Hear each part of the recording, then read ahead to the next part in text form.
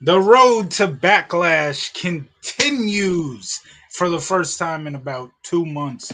But anyway, we are up to the April 11th, 2002 edition of Smackdown as we continue the road to Backlash 2002. And Tro, how you doing? I am doing fine. Awesome. Any thoughts on the show that we are about to cover here? What April a 11th. what a long, twisted road to backlash this has been. Absolutely. It's been fun to Sometimes, watch. sometimes people just go to WrestleMania and we just never talk about the shows. It's been fun to watch and it's been fun to cover. And we are going to, like I said, we're going to cover the April 11th, 2002 edition of SmackDown. So we kick this show off. Kurt Angle in ring. Angle voices his displeasure for Mr. McMahon making Hulk Hogan versus Triple H for Backlash. And also the prior Raw episode where Ric Flair made Austin versus Undertaker to see who will face the winner of Triple H versus Hulk Hogan after Backlash. He says that he will face Triple H in a non title match tonight, and he will show the world what would have happened at Backlash if McMahon wasn't crazy and chose Hogan over him. Oh no, if uh, chose Angle over Hogan, excuse me, what would have happened there? The crowd started to get on Kurt Angle's nerves by saying what every time Angle would say something, and Angle told them to stop saying that. The Olympic crowd, the crowd in 1996 at the Olympics, never said what, so they need to show an Olympic gold medalist some respect. And after every time he talks, instead of saying what, say it's true. So Kurt Angle tried to test that out with the crowd, but the crowd would continuously say what instead of it's true. And that is when Edge comes out and he says he wants a match with Kurt Angle at Backlash. Angle agrees to it. Edge says that Angle doesn't deserve the what chants. Instead, the crowd should chant, "You suck." This angers Kurt Angle, to which he is like, no, no, no. He says, that's it, I'm leaving, hit my music. And it's like, no, no, don't hit my music. And as the music plays and the crowd chants, you suck. Uh, I wonder if decent this, way. Go ahead.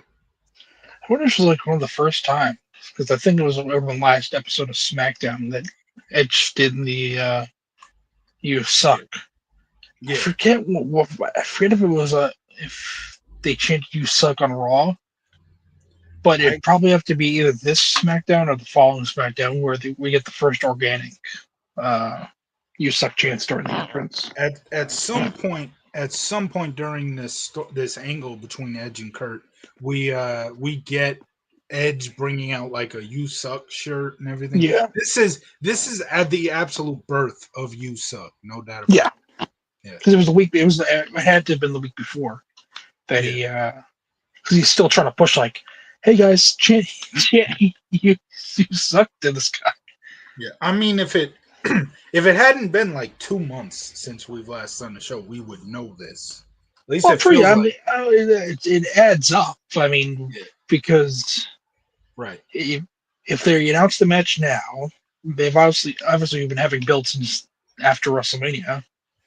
Yes, So, and I know it was on a SmackDown, and we've only had like two SmackDowns of actual non-draftness. So, right.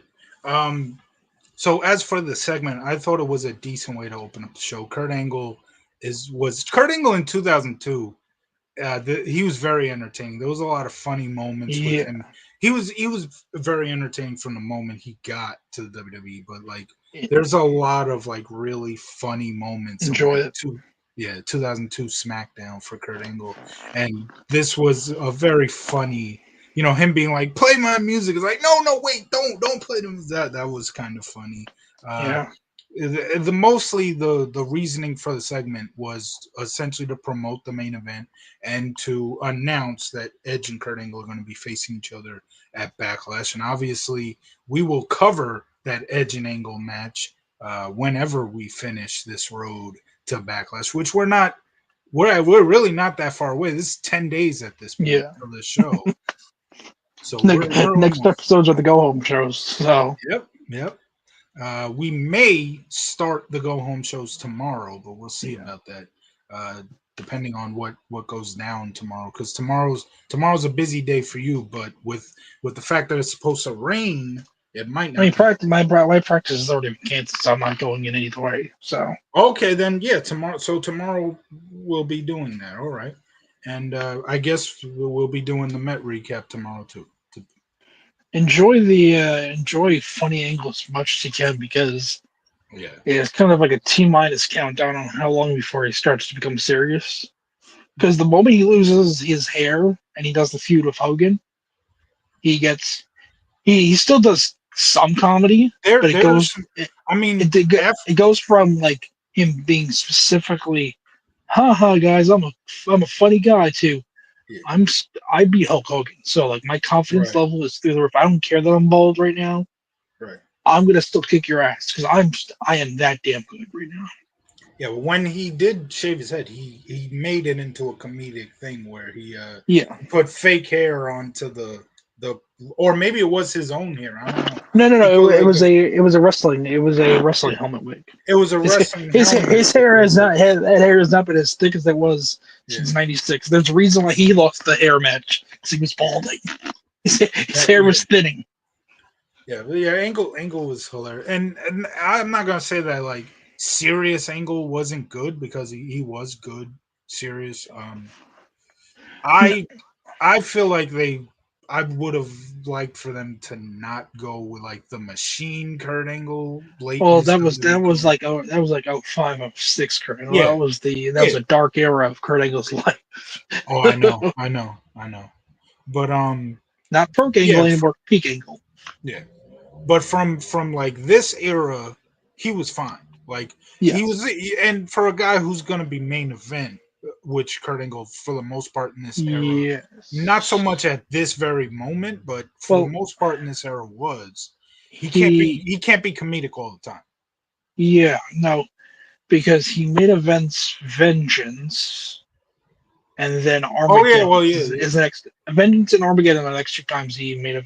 events. But then in '03, he No, wait, essentially he doesn't main event Armageddon because Armageddon no would have been he Triple main H event and he main events the SmackDown side of Armageddon. yes. Right. I just But it remember was that would have been three stages of hell. in '03 though. In '03 he becomes like a Yeah, legit like one of the big guys on SmackDown main which is event funny every because third. he's out for like he's Yeah, out post WrestleMania until June. it is so crazy how one of the greatest WrestleManias of all time, in my opinion, the greatest. It's my favorite WrestleMania. How it nearly became, you can say this for the other one too, it nearly became a dark show because Brock Lesnar could have easily died in the middle of that ring. Most people who did not All have because the of John neck, Laurinaitis. yeah. All if he did not have that neck, he would have Yes. died. Like that bridge little, he would have been dead. Like plain and simple. Or if not, he would have been a fucking vegetable. Then you got, but even without that, Kurt Angle was literally this close to not even doing the match. It was Yeah. a former veteran, talked him out of, gave him a little pep talk, and he was like, you know what, I'm gonna do this match. And for those who don't know, the match where Kurt Angle slips out of the ring and his brother gets in the ring and Brock Lesnar beats the shit out of his brother, then Angle slides back and Angle pins him. That was supposed to be Brock Lesnar beating Kurt Angle Yeah. because Angle was going to leave and do the neck surgery. I really want to know what the hell they would have done for Mania if Benoit. that were really was that the plan? Probably. Who Benoit was there's literally no other heels that could have faced Brock. Not that Benoit was a heel.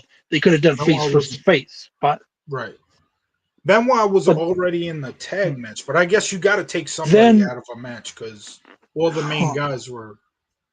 I mean, I guess ben, but you'd have to Benoit take did somebody. Benoit have a tag match at WrestleMania 19? Yes, it was the three team. It was Team Angle versus Eddie Guerrero and Tajiri, or no, it was still Chavo. I don't think Chavo was hurt yet. So it was Los Guerreros, Team Well, Angle, and Chris they could have, Benoit and they Ryan. could have taken, they could have Yeah. disregarded that tag match if they really wanted to. Somebody, That somebody would have been taken out well, of a match because you're not going to take some random guy like. they'd probably take out. How about this? Maybe they move somebody from Raw, but then you'd have to Maybe, but also at that point, Brock wouldn't be main eventing. I don't right because because the match has no unless build. The match yeah, has no build. Austin Rock would be the main event, which would be fitting because Probably. Yeah. all three Rock Austin matches main event WrestleMania, and it'd be Austin's last match overall. Because sure as hell they weren't going to main event Triple H and Booker T. Oof, that would have left a bad taste in people's mouths, even worse than it already does. See, the problem with bringing somebody over from Raw is the only match I can think of like taking somebody out would be Jericho and Michaels, and I don't think anybody would want that. Yeah, and Michaels wouldn't really work too well with Brock, who's not very. Brock wasn't always that safe. Yeah, but what about Not Jericho? even with, especially with his body. Jericho's a. What about I mean, Jericho could kind of work.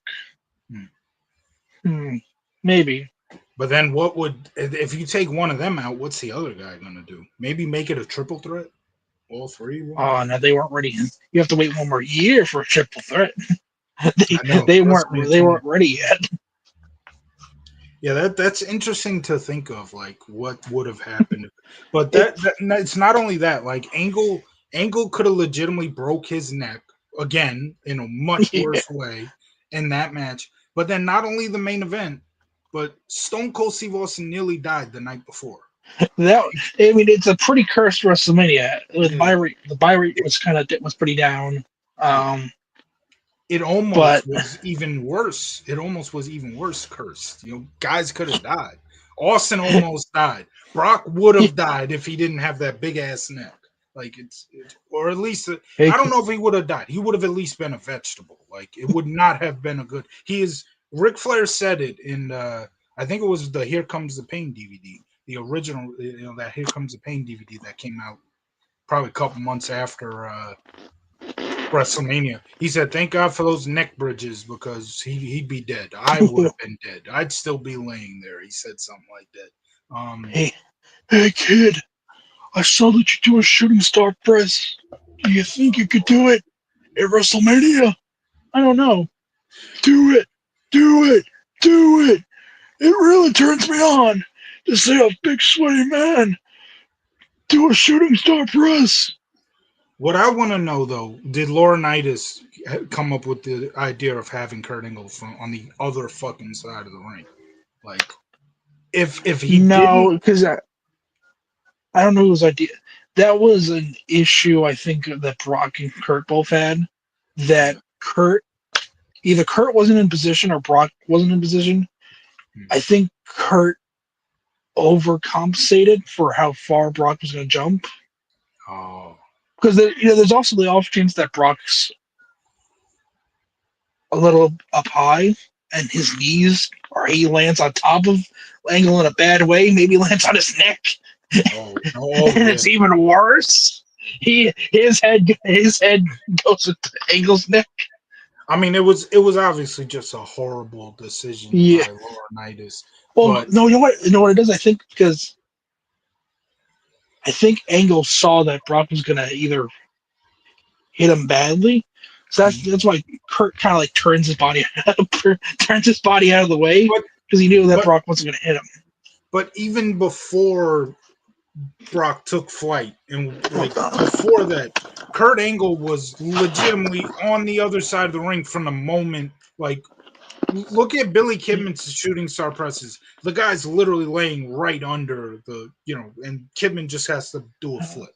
Like, Kurt Angle was way, way on the other side of the ring. Even if he did move at the end, like he was too far to begin with.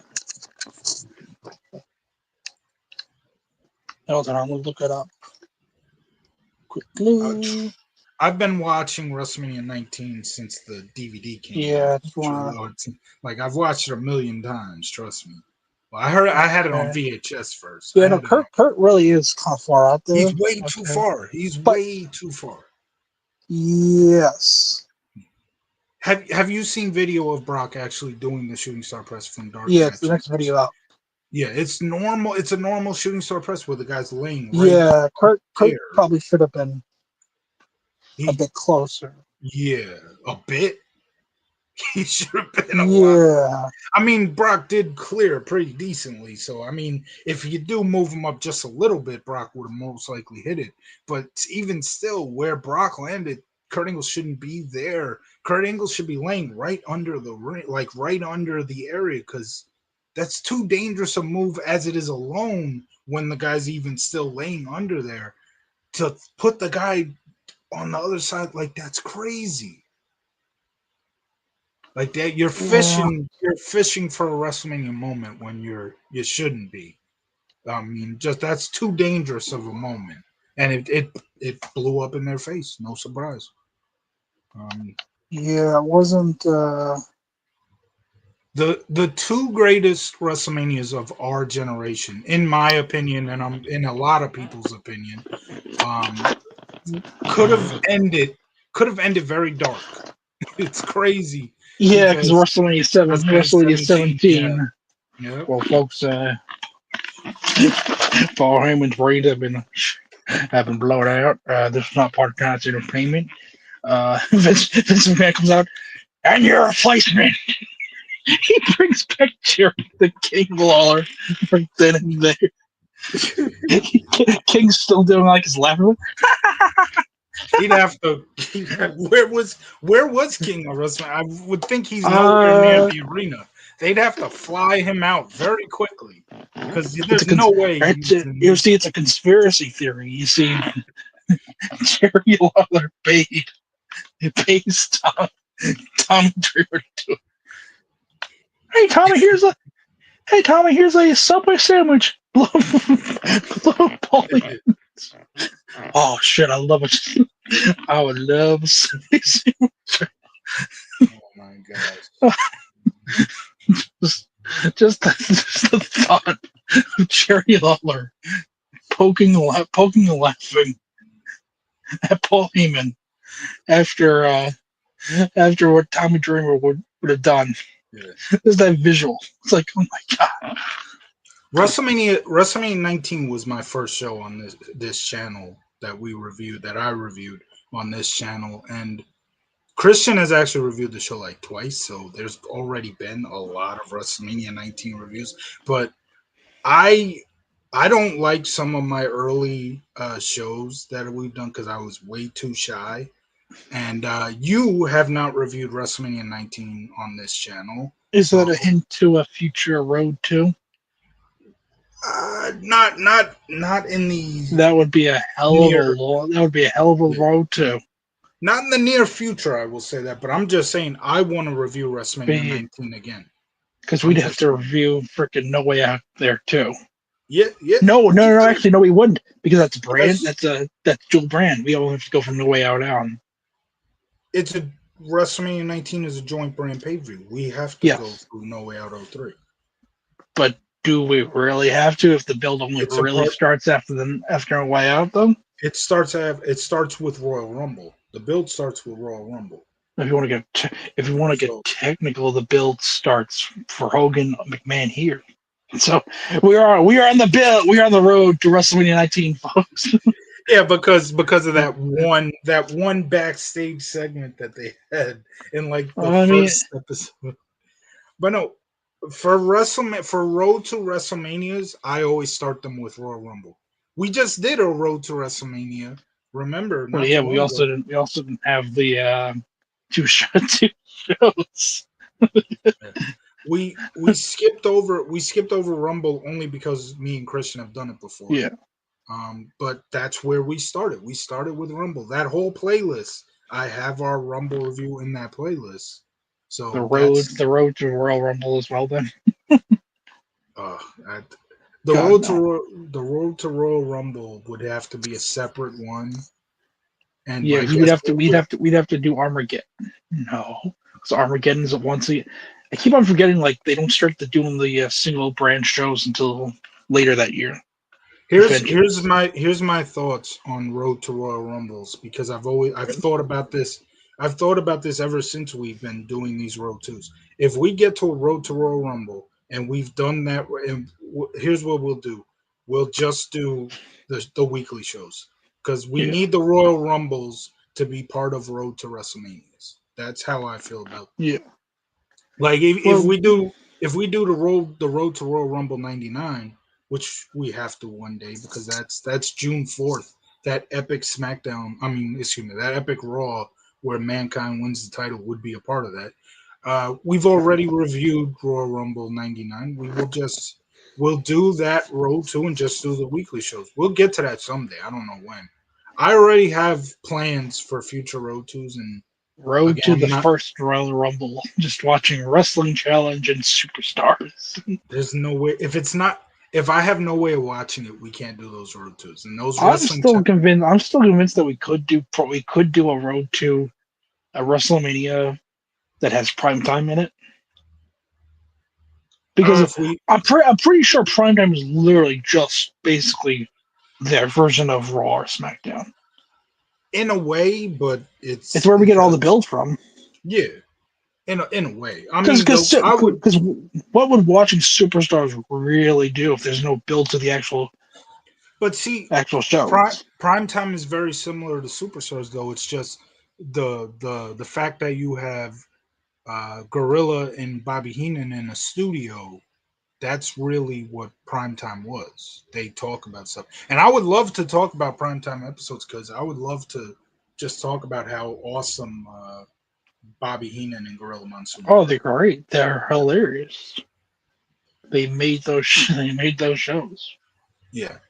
Speaking of shows, we need to get back into this actual show that we're talking about here. Meanwhile, at the A plot, First, I gave my thoughts on the opening segment. What are oh, it was your good. thoughts? I thought it was a I thought it was a good segment to Right. establish another match with Backlash, which is just a week away now. About Yeah. They've been and building this match, though. yeah, They've been building this match. yeah. But to Uh, confirm it, like yeah. we already knew what was happening. See, like, remember how we said Unforgiven '01 that a lot of those matches weren't built up because it's Are true. you telling It, me that Rhino versus RVD did not? No, Rhino versus Tajiri. Tajiri. Jericho versus RVD did not have J- enough build for Unforgiven J- No One.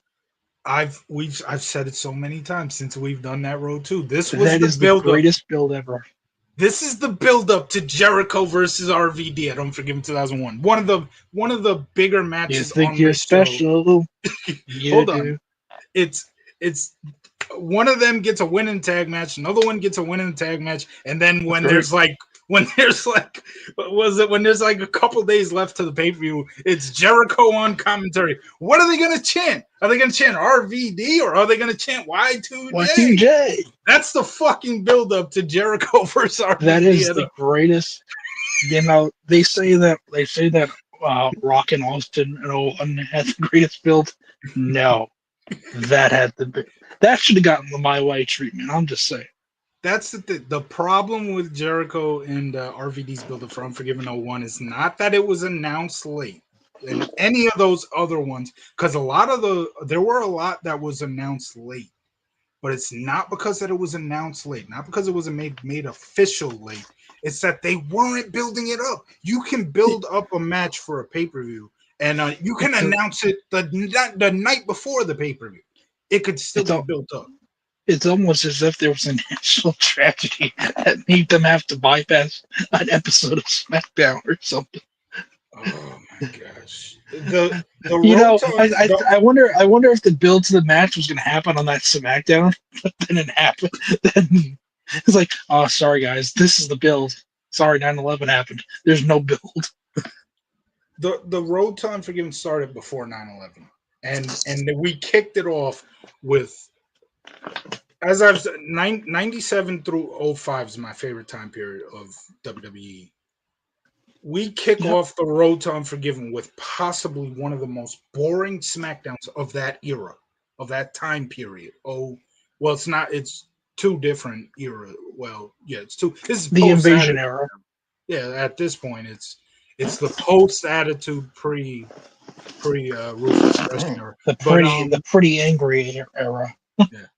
But I mean, for the time period of 97 through '05, we kicked that off pre 9/11. 9/11 has not happened yet when we kick off the first show, the first SmackDown at least, not the very first show, but the first SmackDown after SummerSlam '01, still pre 9/11.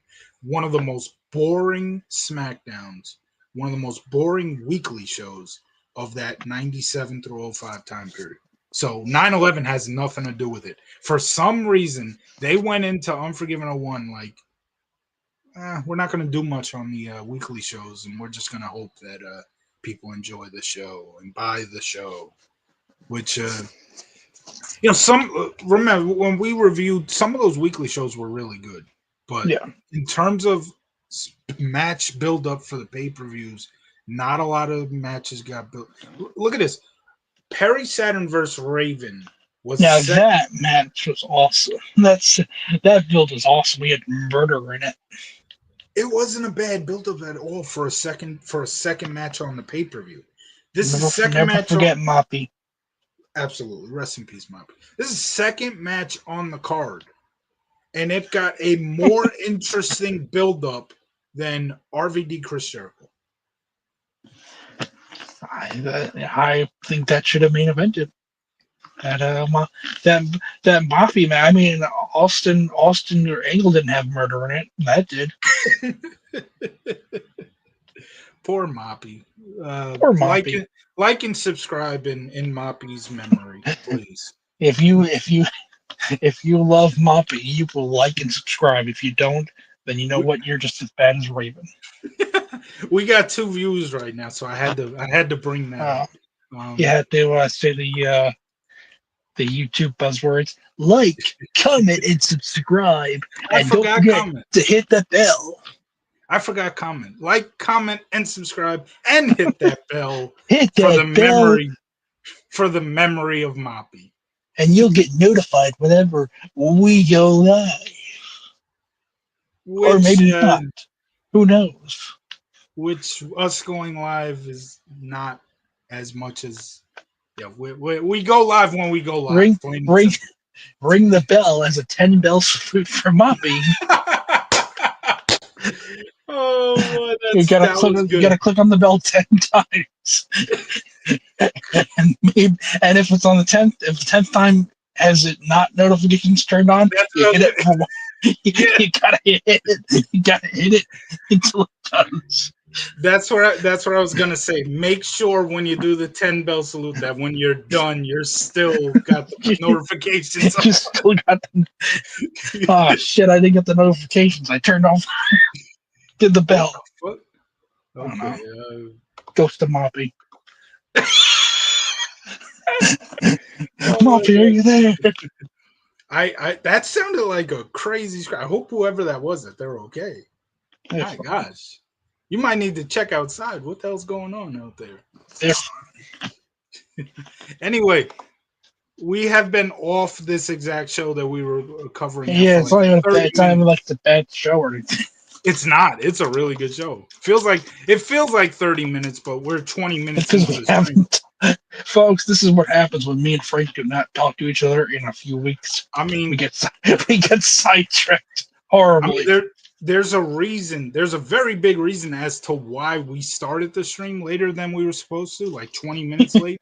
I mean, there was Big Islander news, as you can see in our names. Yeah, someone got hired. We got a new GM, and I'm very excited about it. I'm surprised it wasn't you. Like I said, it would have been me. The fan base owes me a thank you because look where I was just hours before the dark hire. Look at that! I got a nice little pic of the arena. That's why.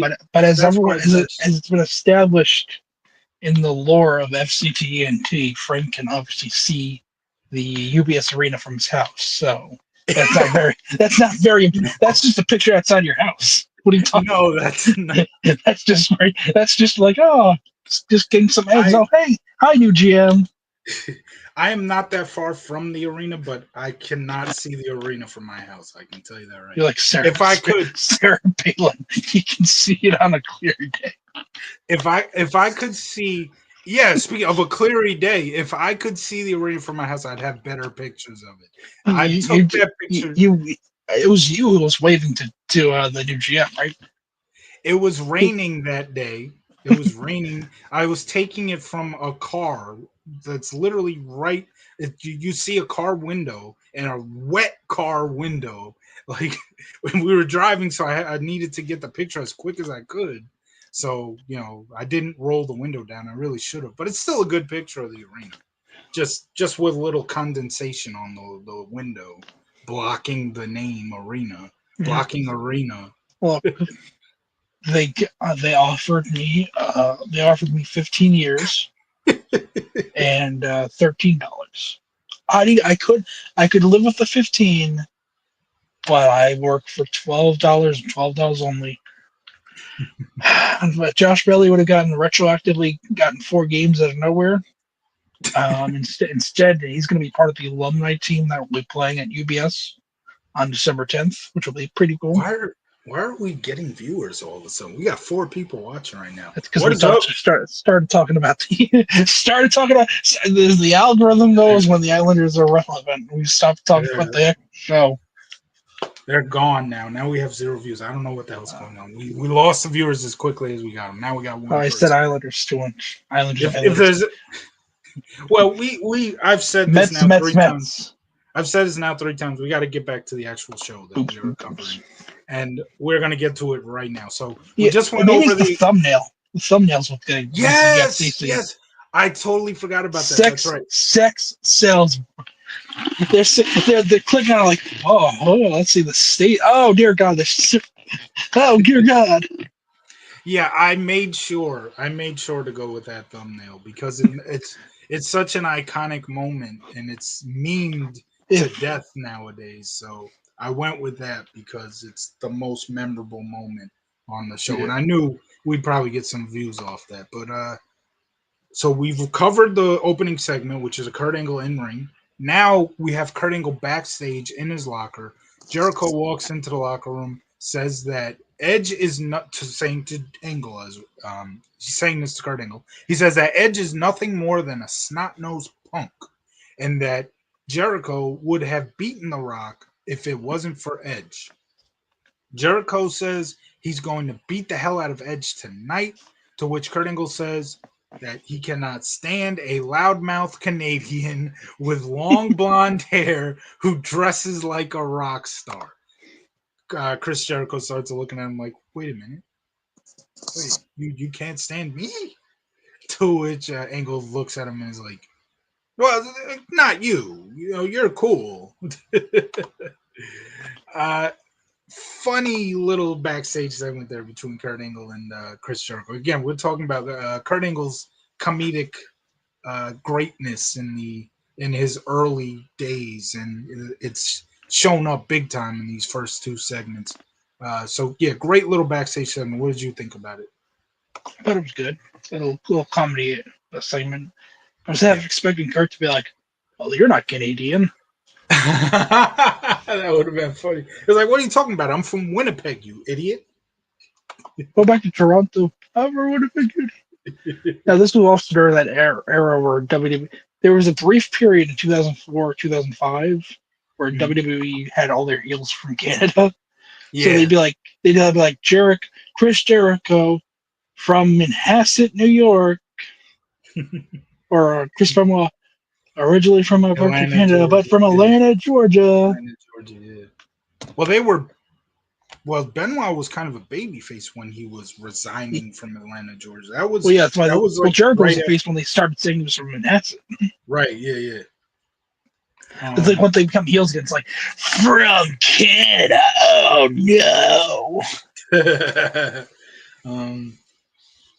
Well, for Christian, when Christian turned heel in 2001, he used leaving Canada as part of why he was a heel. But some of that has to do with the fact that WrestleMania was in Canada, so that's when he used it at WrestleMania. He was like, I got out of this, godforsaken town to go to Florida or wherever some part of I live Florida. in Tampa now. I'm from Yeah. Tampa, you idiot.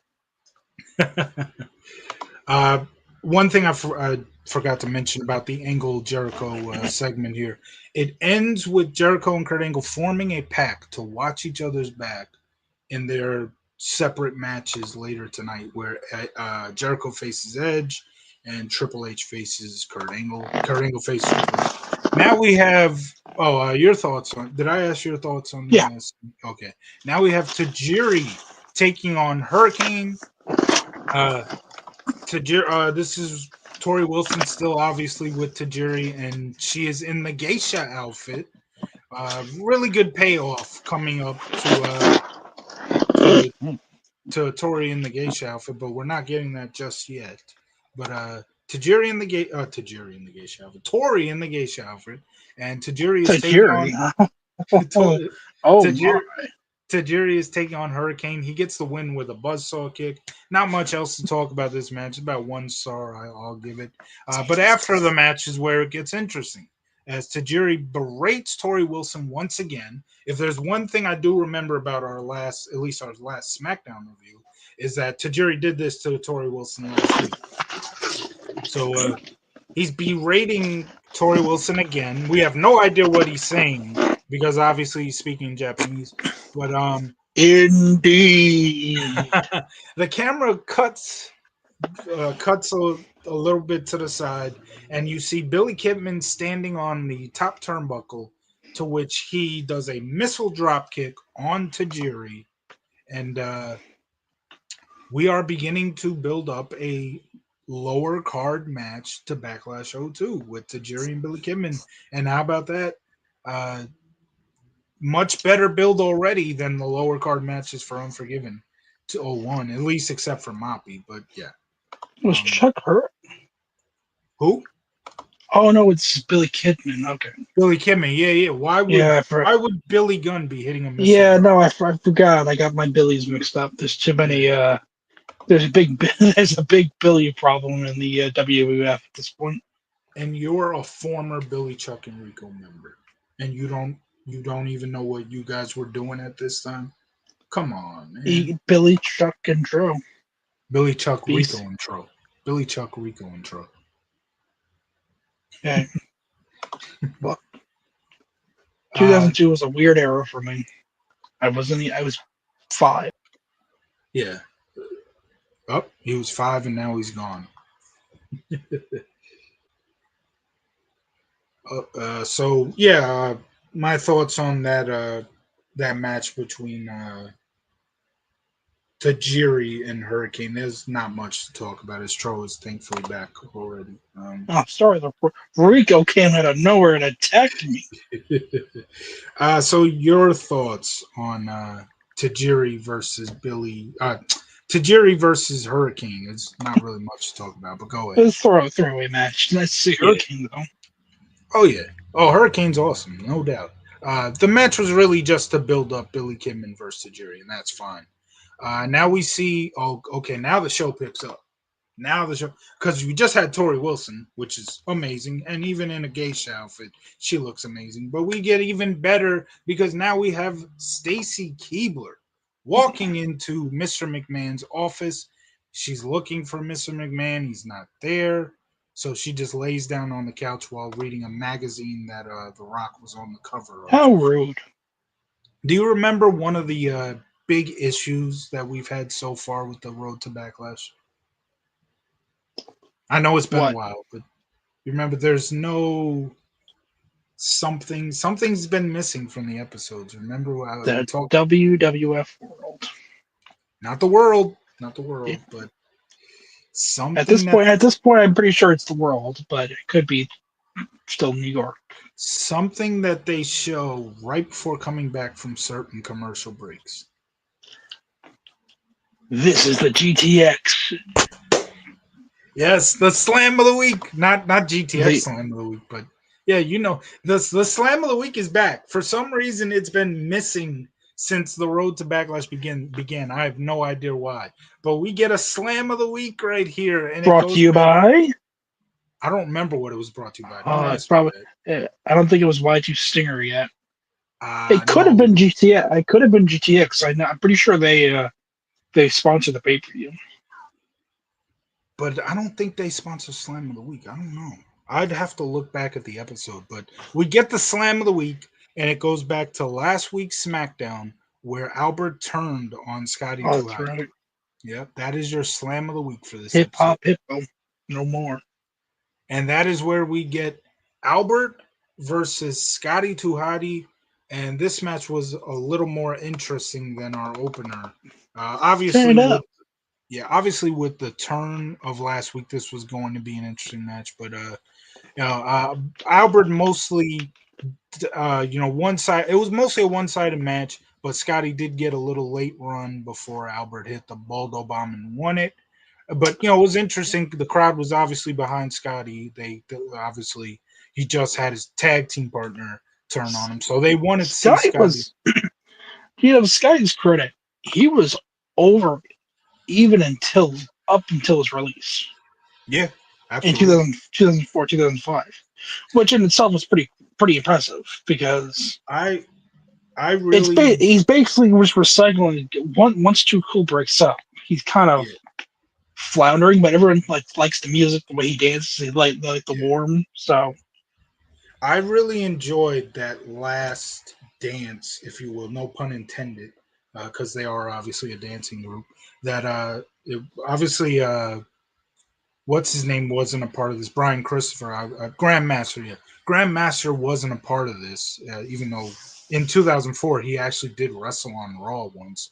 But the last dance for Rikishi and Scotty Tuhati that they did in '04, where they became the tag champs on SmackDown and yeah, had it for I think at least a month, right? Good month, maybe I two think they have months. it at WrestleMania. They do. They were the champs at WrestleMania, where I they wonder if had I'll see that. him at Judgment Day. No, I don't think so. Probably not. Let me see real quick. That, by the way, Tro brought that up because that is our next road to after Backlash Road 2. But let me check this real quick. Now that he's gone, let's talk about the 2000 and let's talk about Super Bowl No, 40. Yes, that's right. The Bears did not score in the second half. No, they did not. shut up. Uh, actually, I forgot about this. Mordecai makes his pay per view debut, and it's Yes, he against Scotty. does. Yeah, it's against Scotty. Yeah, The oh, that's tag right. Yeah. the tag title match for Judgment Day '04 was actually a very. See, what are your Was thoughts it on on was it Ray and RVD? no? What are your thoughts on Rico and Charlie Haas, that tag team? That's a really random ass tag team. It was a thrown together random team, but it was a very entertaining. I mean, But I feel bad for. I mean, if Charlie Haas couldn't see the writing on the wall hmm, at that point, then that's on him. Because think of this for Charlie Haas. They send his partner to Raw, and he yeah, probably thinks, okay, that's cool. He'll have his singles run on SmackDown. He'll have his singles run on Raw. I'll have my singles run on SmackDown. And here they are. So we think you're pretty shit on by yourself. So you're gonna be in this tag team with Rico. no disrespect to Charlie Haas in any way, because I am a big fan of Well, Haas and Benjamin. he's the Genetti of that team. I mean, but it's not like Shelton Benjamin was like a main event guy or anything. No, but he Shelton Benjamin won titles and he worked had a little Yeah, bit of a feud with Triple H. they were a great tag team. I'm a big Yeah, fan of the tag team, but Charlie Haas, for what he was, did a solid job. The Rico the tag most over Charles House was when he was imitating everybody else that was, and he did a great job with that. with And Charlito. yeah, that was tremendous, and it worked for him. But this whole thing with Rico that we're referring to here was very entertaining. I thought they were a great tag team. I really feel like it should have lasted a little longer because really after he left Rico, they never really could find another. tag partner for him, but at least not one that fit the way Rico did.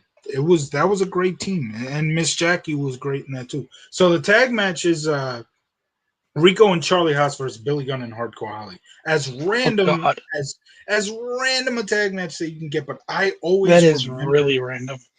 I enjoy it because of how entertaining Rico and Yeah. Charlie Haas were. Do you think It Hardcore was Holly saw Mordecai in the back like, "Hey kid, I don't know who the hell you are, but guess what? I'm gonna ruin your fucking career in a few months." well, Hardcore was the next pay per view opponent Yep. for Mordecai, Kevin Vampire dude there.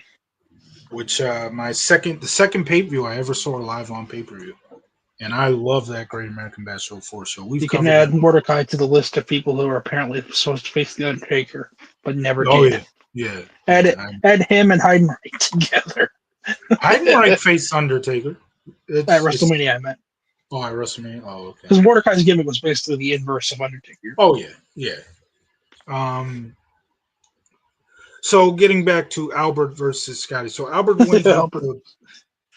wins with the Baldo bomb, and after the match, he continues the attack on Scotty before Rikishi runs in. So we just mentioned the Yep. run that Rikishi and Scotty had back in '04, which got us to thinking about what the tag match was for our next road too. But yeah, Rikishi runs in, and Albert immediately gets out of the ring, but he sneaks back into the ring, was about to attack Rikishi from behind, but Rikishi turned around, countered it, punched Albert down. Albert went back out of the ring and left, and that was the end of that.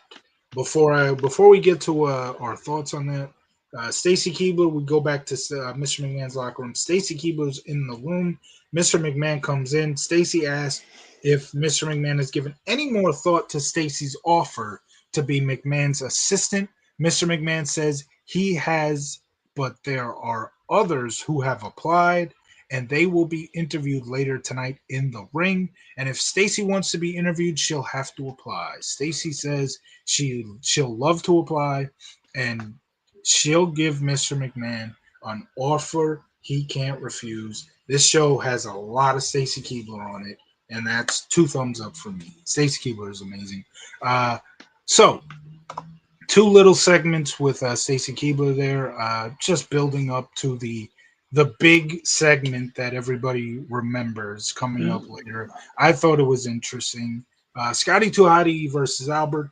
Again, the story of the fans wanting to see Scotty get revenge on Albert made this a decent match. I A give it to means him. to the end, What was that? to an end. I said this was a means to an end.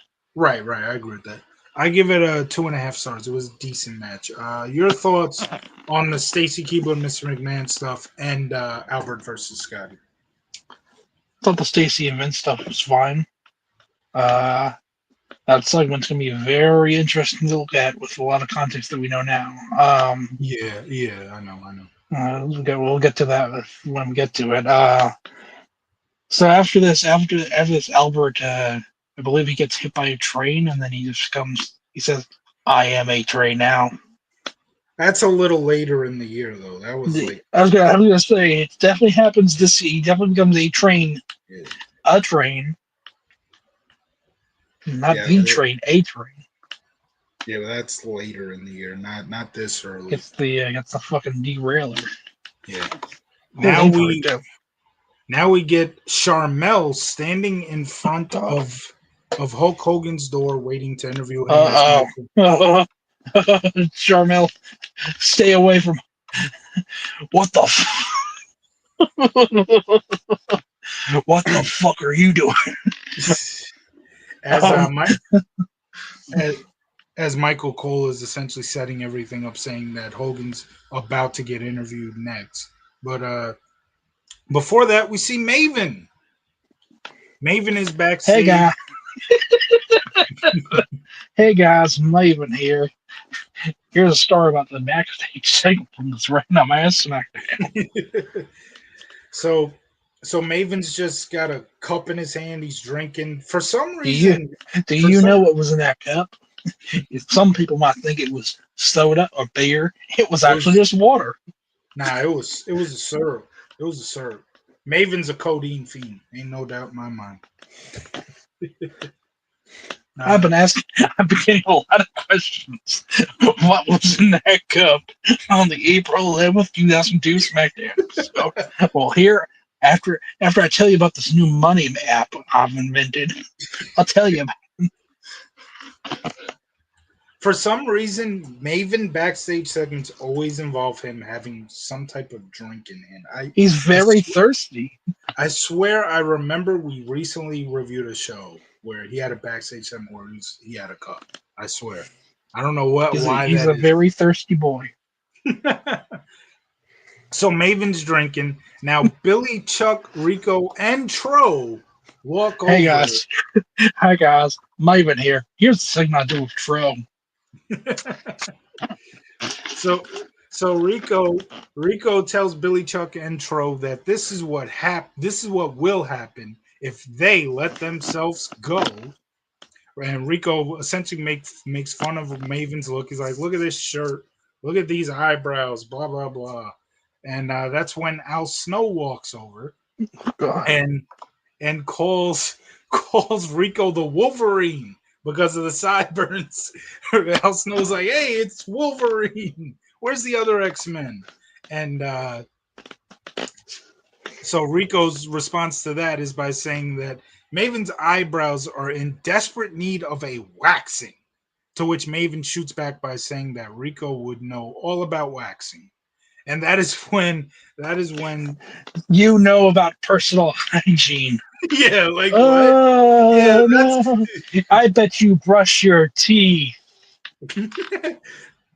that I know, like that was such a whack ass comeback. I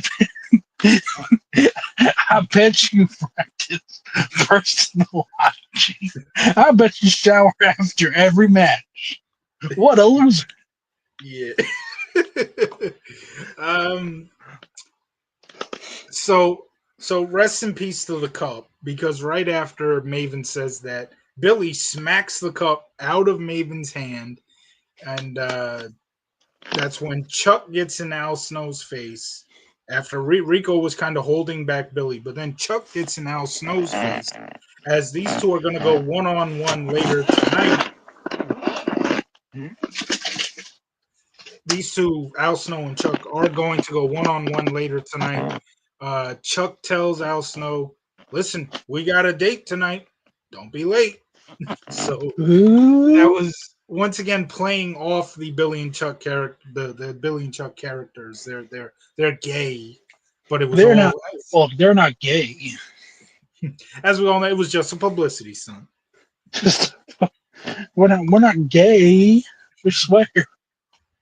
After after after Billy smacks the cup out of Maven's hand and Chuck gets in Al Snow's face, tells him, "Don't be late for the date." Tro actually walks and stomps on Maven's foot. Maven yells and starts limping around, and then he just pulls a table out of nowhere, sets the table on fire, and just power bombs Well, Tro through the you burning see, that was my receipt. table. I was getting a receipt because I stomped on his foot a little too hard. so, I deserved it. so thoughts on this backstage segment with Maven, Billy, Chuck, and Al Snow It's and it's Rico? so weird to see Al Snow not crazy. I know, right? This is like just like normal. this is this is like the dark side of Al Snow. This is the Al Snow like I don't have head. I don't have a care. My characters literally just hang around these guys. I have to start filming season 2 of Tough Enough. Bob Holly's gonna scare these kids away. We don't have. We just got. We're filming season 2 now. We've decided that there's no fucking male winners here. All the males here suck. uh, I thought the segment was okay. Yeah, It feels like a it's great to fucking. see Maven. So It feels like it's just a yo mama joke battle where they're just trading how jokes. dare I'm just saying how dare not Raven, Maven. Rico Oh, Rico, yeah. practice could Haji. Yeah, plus, yeah, Maven's comeback though I was bet, sick. I bet you wax. I do actually. Thank you for noticing. Fuck. Yeah, I could have done without but I get it because like Rico making fun Who of wrote that? That seems like a Vince McMahon. Like, tell him that he waxes. Who the fuck waxes?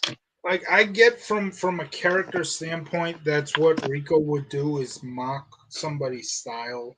But like the whole fucking segment was just you look like Wolverine and you wax. Yeah, I bet Like, you wax. like they didn't say anything bad to Rico. They literally said, "Hey, you look like this movie star Hugh Jackman, and Yeah. you also practice good Good. personal hygiene." I don't know why Rico's not having an issue. Like, oh well, thank you. I do practice good hygiene. Thank you for saying. Like you, man, Should have these mentioned guys aren't so bad. the only thing he left out was that Rico's a former cop who used to protect and serve Las Vegas. It's, Oh yeah, well you're a former cop who helped keep like you probably put your life on the line, yeah. loser. Oh boy. You're probably like the big boss man.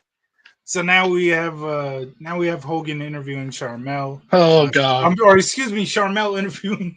Uh, so brother, about what your husband said about me, brother, a few years ago, that he was coming for me, N word. Can I say that word? Oh boy. Uh, so Charmel asks Hogan his thoughts on the upcoming title match at Backlash. Hogan says he wants one more time to prove that Hulkamania can conquer all, and he gives Triple H his due for surviving the injury and winning the title at WrestleMania. And then Jericho comes over and says, "You need to be weary of this match because Triple H has everything to lose. You lose, so what? You know, you didn't gain it. You didn't lose anything. Triple H has the championship to lose, and in Jericho's eyes, that's why Hulk Hogan needs to be very weary of this title match." I thought it was a decent little segment. We're continuing the build here, where for the Why is whole night. Char Well, go ahead. Why is Charmel interviewing people? Charmel was a backstage interviewer at this time. She wasn't on every week, but she was at this time a backstage I guess interviewer. Booker got her job for a little bit. Maybe, who knows? But yeah, for the segment, the kind of the build for this whole show was like Hulk Hogan and Triple H against Kurt Angle and Jericho. Not that that tag match actually happens, but that's kind of the thing because you know you know what I'm saying. You'll see it at the end of the Yeah. show too. You'll see it at the end of the show. Hogan's parting words before the camera cuts. So, Charmel, I don't want your people to date my son or daughter. Yikes. What So do you your mean? What? She's like, what do you mean your people? Oh, interviewers, obviously. so your thoughts on the interview segment here with I thought it was Hogan? fine. I mean, for what it was fine. Hmm. So now we have Chris Jericho versus Edge, and this one has Jericho winning with a roll up after Kurt Angle interfered and helped Jericho get the win here.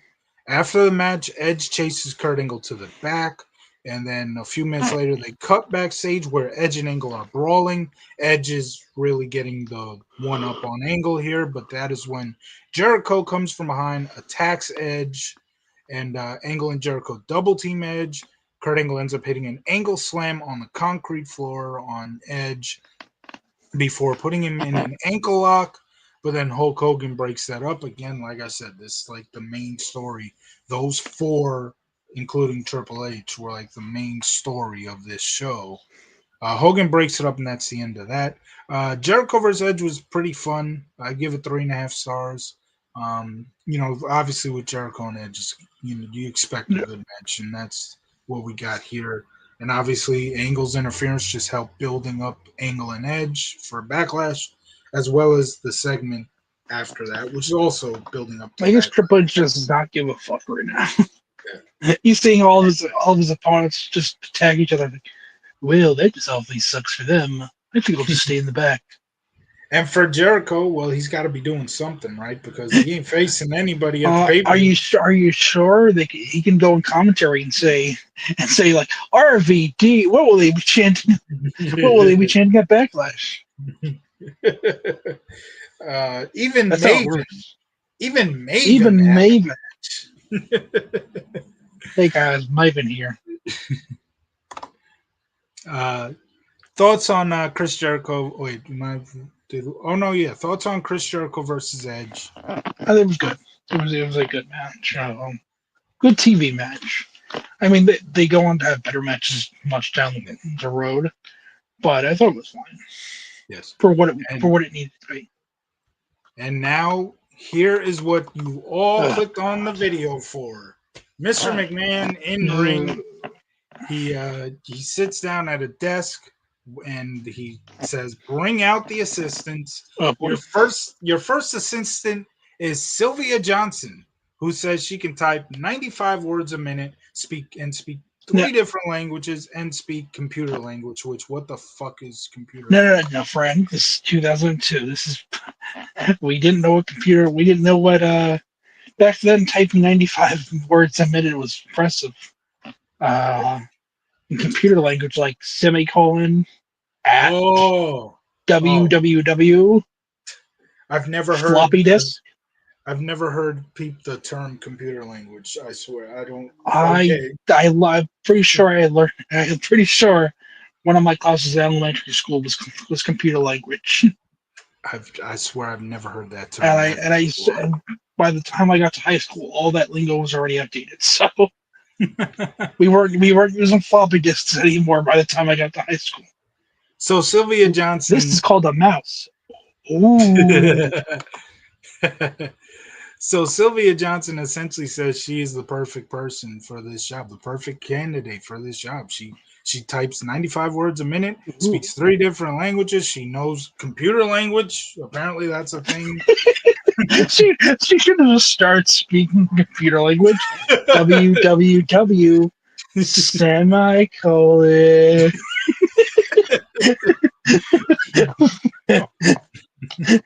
floppy disk mouse. Oh, semicolon with a smiley face. But in the end, Control Alt Delete. In the end, even though she was the perfect candidate, Vince said no because she wasn't her. She wasn't his type. Which, when you look at this in 2025 eyes, this segment is one of the most awkward segments to look at, especially considering how Vince McMahon is going to be. He's going to go down now that John Lauren had just joined against him. He's in deep shit right now. But, he likes that though. He likes me. He likes me. We didn't need that, Frank. We didn't need that, but okay, whatever. That's. Yeah, Vince says she's not her type. Here's the funniest. It's also supposed to be a pun there. Type and she types. Yeah, I know. Yeah. Here's the funniest part of this whole segment, which so a guy comes out and they're making fun of the guy. He's like, he looks like I forgot who they said he looks like, but yeah. He comes out, he sits down, is ready to be interviewed. Mr. McMahon just takes one look at him and is like, "Get the hell out of here!" Yeah. That guy could have been like fine. Now, Frank, I believe that was you, actually. Got kicked out of Mr. McMahon's ring? Maybe it was. I don't know. I was like, what, 10 Get out of here, Frank. So that would be the first show that both of us were on. I've been on shows for weeks, brother. I've been riding the roads, been put through tables after tables this whole burning, road. burning table, burning table. Exactly. Uh, so, so yeah, that was hilarious.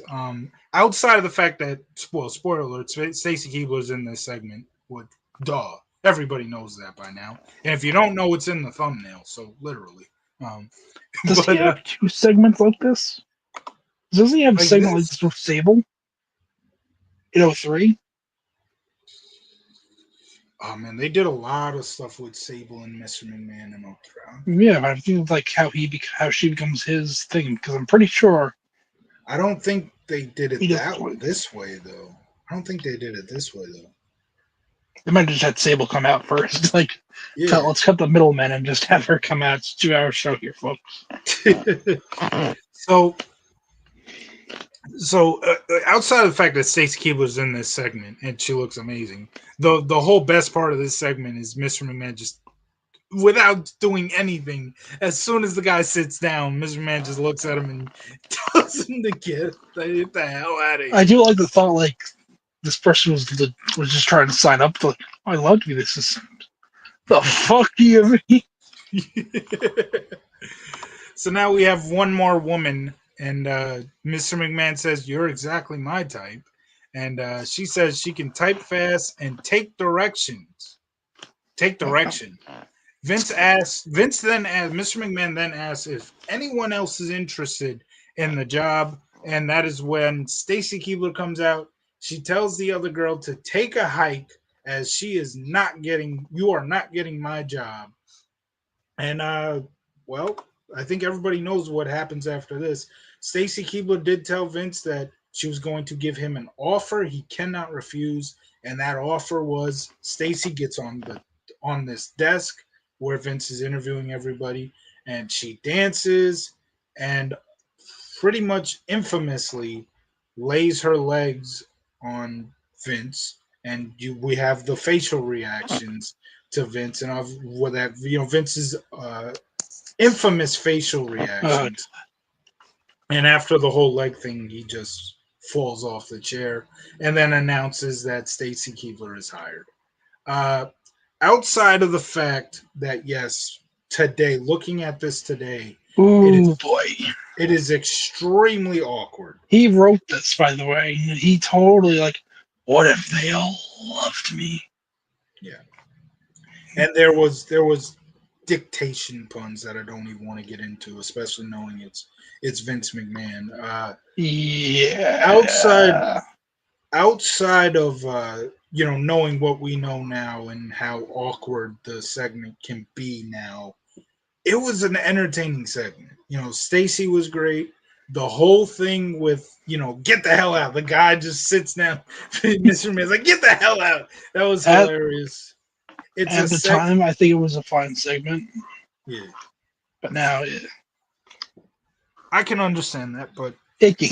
Not very good. Not a very good segment. It's like, oh yeah, the signs that he was an old pervert was pretty pretty obvious.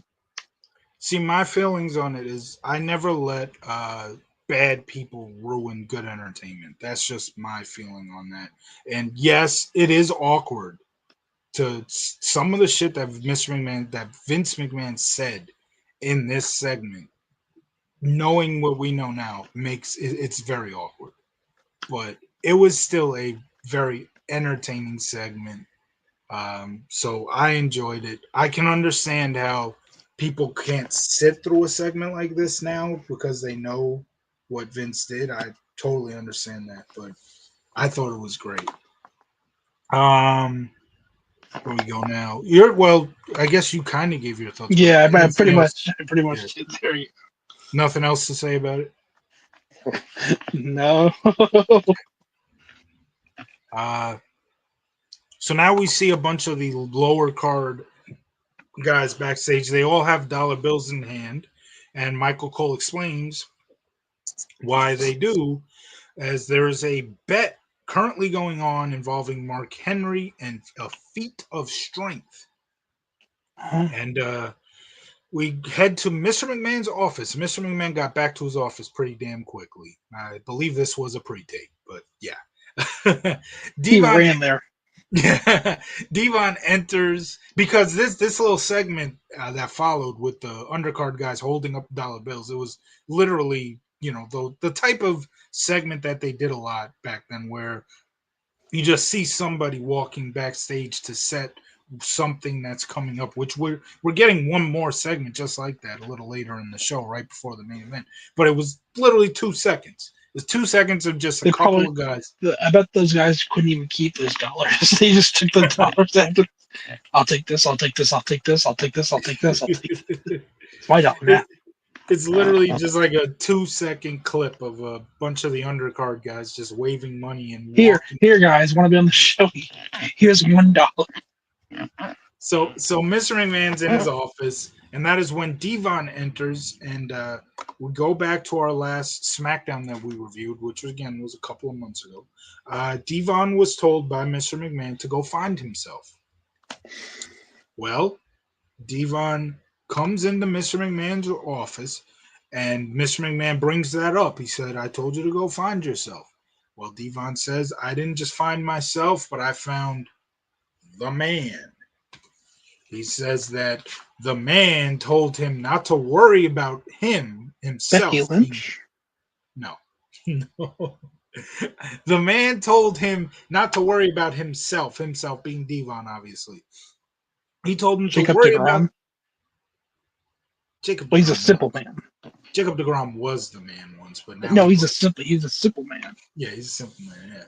Yeah, and no hate on DeGrom, but I'm not about to call somebody the man when they don't play for. Oh hell yeah! High five to DeGrom. Ah no, my wrist. I'll be out for the year.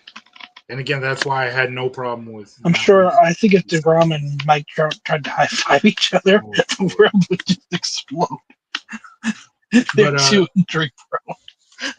So the man told Devon not to worry about himself, but to worry about all the sinners in the world. That's the people he needs to get to. He needs to turn those sinners' lives around.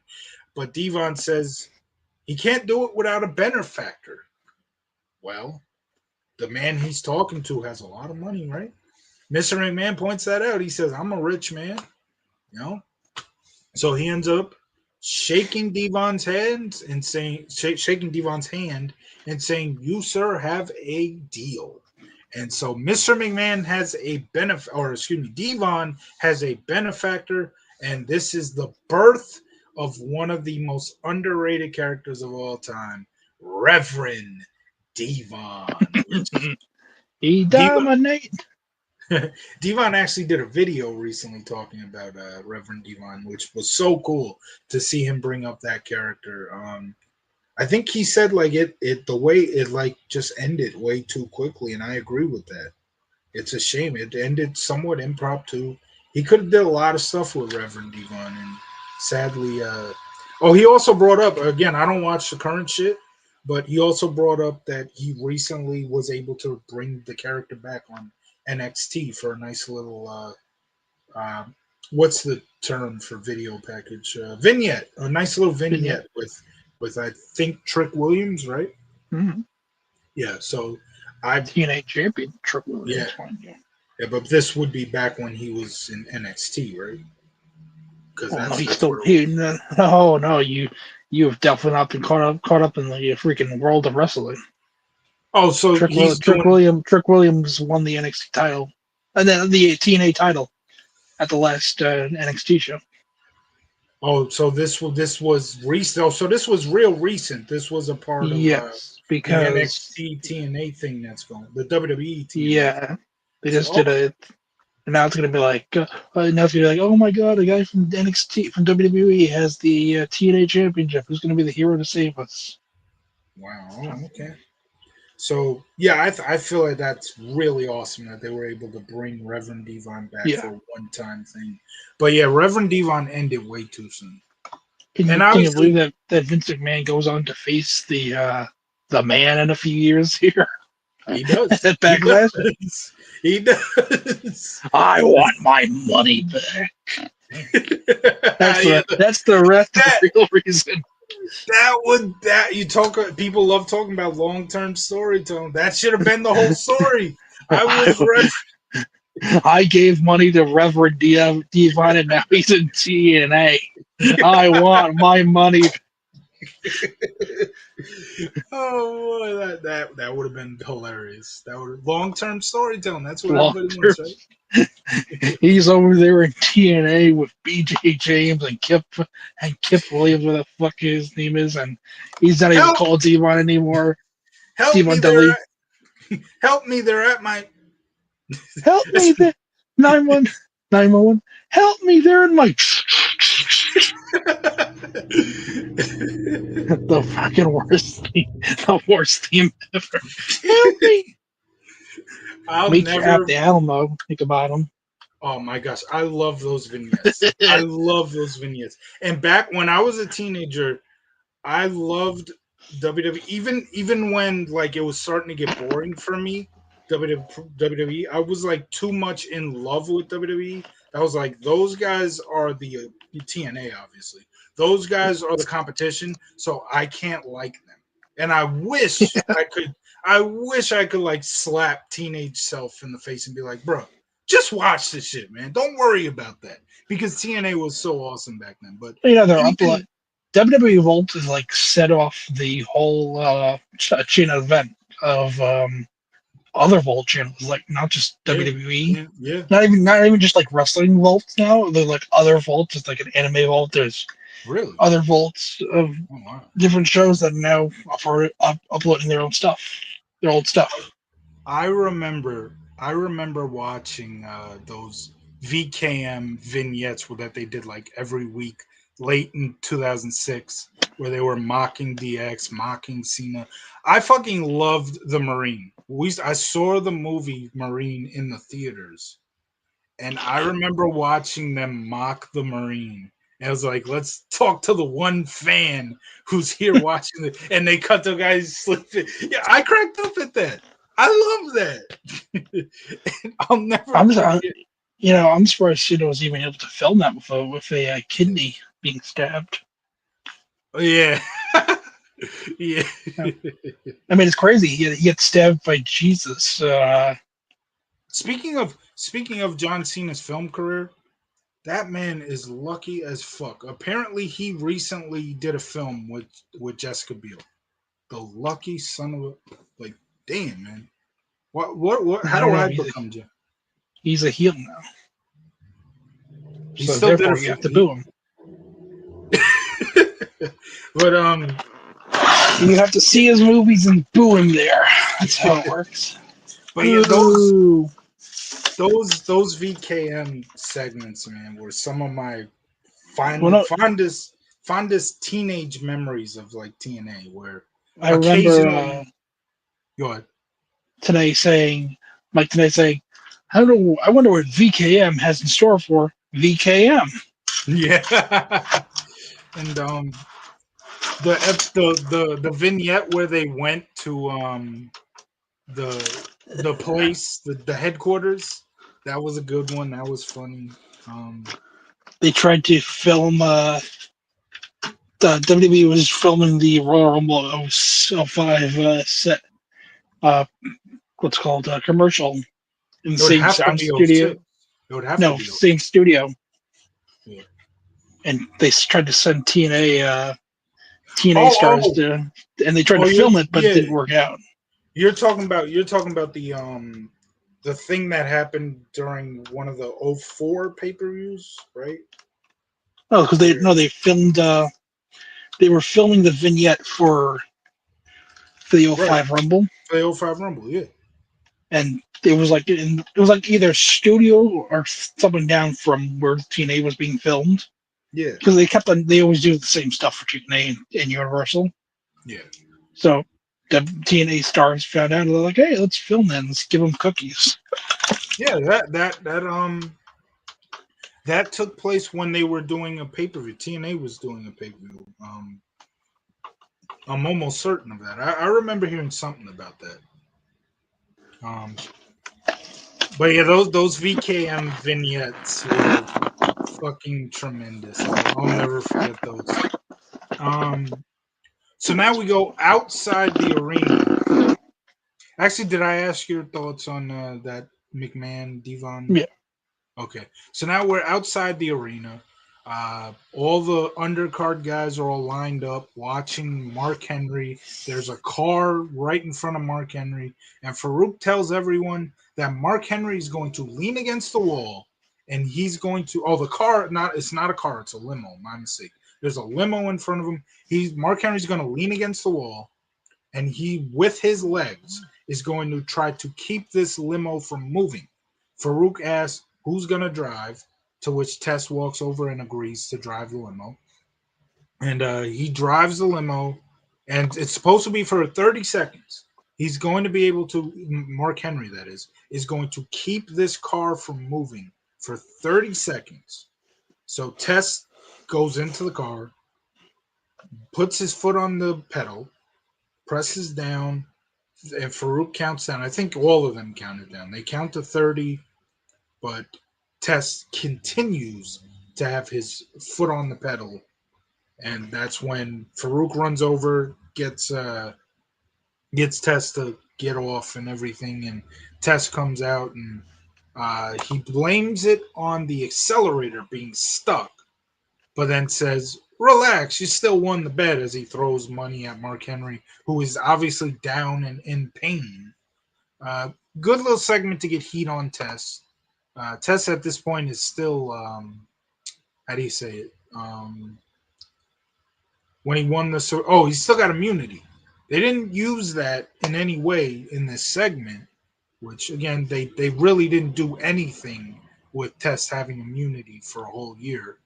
But yeah, he supposedly does here, which they really could have done something with this, where it's like, but see, the one problem is your authority figure is a heel. That's the Yeah. big problem. Uh, Tess should have been on Raw. Let's be honest. With the immunity, he should have been on Raw, and they should have did something like this on Raw and have Yeah, but Ric Flair's not Flair. going to be face for much longer. At this point, he is though. When you have Flair come up to Tess right after this and be like, "That's it. I'm tired of you. You can't do that. You just legitimately could have really seriously injured Mark Henry there. You're fired." And then Tess is like, "Can't fire me. I got whatever this. I literally just said it. Uh, Immunity. Immunity. I got immunity for a whole year. You can't fire me." They could have done something with that, but I don't know. Flair was working with Austin. I get that, but they did nothing with they gave Test immunity That for a is the whole. story of Test's career. They Yeah, gave him something and they didn't do anything with it. he had immunity for a whole fucking year. He could have been in a tremendous wrestler versus authority figure storyline where he could have essentially bullied his own boss and gotten away with it, but they didn't want to do anything He with him. gets I don't get it. Stacy Keebler later in the year or early 2003, and they still Good for don't do him. jack shit. I disagree with that. I think the storyline with him, Stacy, and Scott Steiner was really good. They went late. It went on for a little too longer. Like when Scott Steiner won at Unforgiven to get Stacy's services, and then all of a sudden now Scott Steiner's turning, You know and what? I do like to hit the girls, actually. yeah, I could have did without that part of it, but the storyline itself outside of that was really good. But once it should have ended at Unforgiven, they shouldn't have had Scott Steiner now all of a sudden join Test, and you know they both like beat that try or they both tried to beat the hell out of Stacey. I think Foley ran in after that and stopped them, but Yeah. yeah, I could have done without that part of it. But yeah, that was an underrated storyline, and they actually did something with Tess back then. That type of storyline could have been great for the immunity thing, but they didn't do anything with the immunity. It's a big what if in terms of that time period. Um, but yeah, thoughts on Mark Henry's feat of strength here and Tess being the heel, getting some heat here. I think you should just get ready for this being Mark Henry's gimmick for a while. Oh yeah, they did this. They did this for about a good couple of weeks, where it was like he's Yeah. gonna do this feat of strength now, he's gonna do that feat of strength, and I get it. I mean, world's strongest man. I got nothing wrong with it. This should have led to a Test Mark Henry feud. I'll say that. This should have. Well, I think it was just Mark Henry wasn't that great in the ring at this point anymore. He was kind of in limbo. This is the limbo period between sexual chocolate and Yeah, him being the world's strongest man to them being uh, managed by Teddy. yeah, and the him being managed by Teddy Long had an abrupt ending, sadly, because that was great pairing him with Teddy Long, and but then that gets cut short because he has the Benoit match on Raw, where sadly, when Benoit put him in the crossface, his shoulder popped out or something with his arm. Just his Yeah. arm gave out, and he was out for a good 2 years after that. Hold on, He I'll be right back. almost 2 years. Yeah, yeah, you good. Go ahead. Um,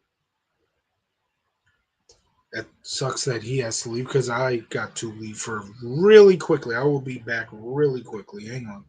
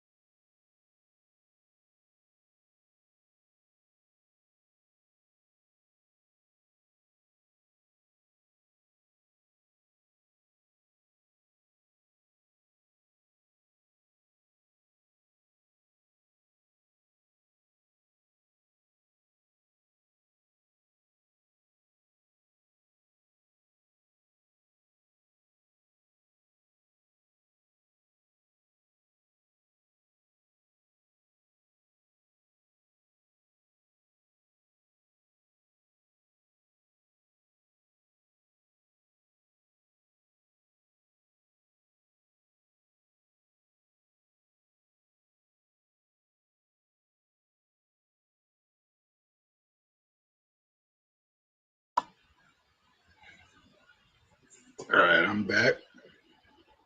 Um, oh, and Charles back too. Okay. Um, so let's Step away see. for one moment and then everything goes to shit. Oh yeah, that's because I had to leave out one moment. Like you picked the you picked the wrong time to leave because I had to go too. Um, Oh, so man, I could have yeah, talked about Super Bowl 41. I didn't even hear that. I was gone out of I the could have. room before you came back. Oh, yeah, I was gone before you came back. What was I gonna say? Oh yeah. So yeah, Mark Henry. When they paired him with Teddy Long, that could have been special, but sadly, Mark got the arm injury, and that kept him out literally until the Smackdown where Eminem had that cage match against Yeah. Batista and Rey Mysterio. That's the end of '05, and we're talking Well, January. not that match. He comes back, I think, a week before. A little bit No, before. no, I'm pretty sure he came back at the cage match. No, because that would have been Batista gets hurt after that match. Yeah, but Not that was specifically specifically that match gets him hurt, but he gets hurt during that week of house shows let me see something real quick. Let me see something. because they do like a whole stupid ass freaking. He's with Melina, and then Melina Yeah. accuses Batista of sexual assault. Yeah, and it was Melina who essentially brought Mark Henry in storyline, brought him back, and that was his return match. Hold on.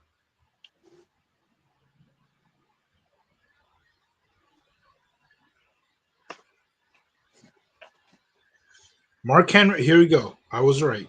Mark Henry returned to WWE television on December 30th, 2005, during a SmackDown match. He interfered in a tag match, assisting Eminem Yeah, in defeating Rey Mysterio and Batista to win tag team titles. A week you later said on, steel cage match. but it was a steel cage match. I'm pretty sure that steel cage match was No, September. that was in January Hold on. because his first segment wouldn't have been him struggling with the steel cage. Yeah, that was a steel cage match. You know, that would have been the rematch. Hold on, let me see something.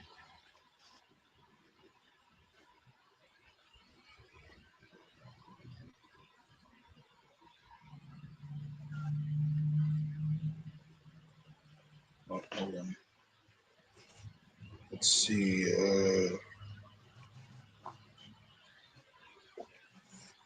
Oh, it wasn't a cage match. No, you're right. It wasn't a cage Yeah. match. Okay. Don't you ever question me about my childhood, my 2006ness. Well, 2005, 2006, both I know years. when I know your memory ended after that SmackDown. My memory didn't end No, after no, that. no, no, no. It ended. That was after that. After you saw Mark Henry return, you're like, I don't like wrestling anymore. And you know what? I don't like this anymore. Mark Henry's back. Screw this. Nah, it's not that at all. Um, so now we have Chuck versus Al Snow. This is the date. Chuck and Al Snow Mm, have the date. The date didn't go all that great, but Al Snow wins with the snowplow.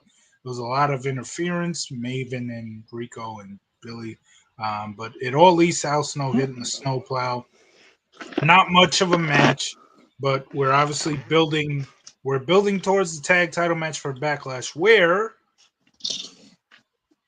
you know what to say, right? Where hey guys, Maven here.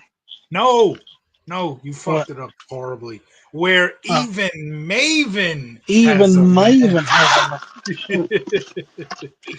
a. um, so yeah, not much to talk about for that match. I give it a star. What are your thoughts on Maven? I mean, excuse me, Chuck. Chuck Getting our versus Maven Al match Snow. early here, are we? Yeah, Chuck versus Al Snow. The date, the infamous date. What's your thoughts on the date? Well, it went better than the Kane and Shane McMahon date for 30. Yeah, oh yeah, yeah. I thought it was fun. So after the Fine match, little, good little match. Al Snow hits snowplow, gets the win. Troll comes over and starts banging on Al Snow, trying to hurt him. Al Snow just turns around. All of a sudden, there's this like thing laying in the ring that's covered in a blanket. It's Al Snow, and it was in the ring the whole time during the match, which is absolutely crazy. But Al Snow takes the blanket off to reveal that it's a table. He sets the table on fire and puts Tro through the burning table. How's that? Two burning tables in one night for Tro. It didn't feel too good, I tell you that much. uh, now we have Triple H and Hulk Hogan backstage. Hogan reminds Triple H of Jericho and Angle's pact, and he says that he has Triple H's back tonight. Triple H says essentially he doesn't give a fuck because he says that Backlash is going to be a fight, not this friendly thing that you and this friendly ego thing that you and Rock had at WrestleMania. It's not that. This is gonna be a fight. So until Backlash, the next time you barge into my locker room, Triple H saying to Hulk Hogan, I am going to take that as an act of aggression and act accordingly. But as for your offer, thanks but no thanks. He takes care of his own business, and that's why he's the champion. And he essentially says, the championship is his livelihood, and he'll do anything it takes. Cuts the promo like that. A decent little backstage segment here, building up the main event for the pay per view, not for the show, but not for this show. The pay per view main event. What are your thoughts on I Hogan like and that Triple H does not give two fucks that it's Hulk yeah, Hogan.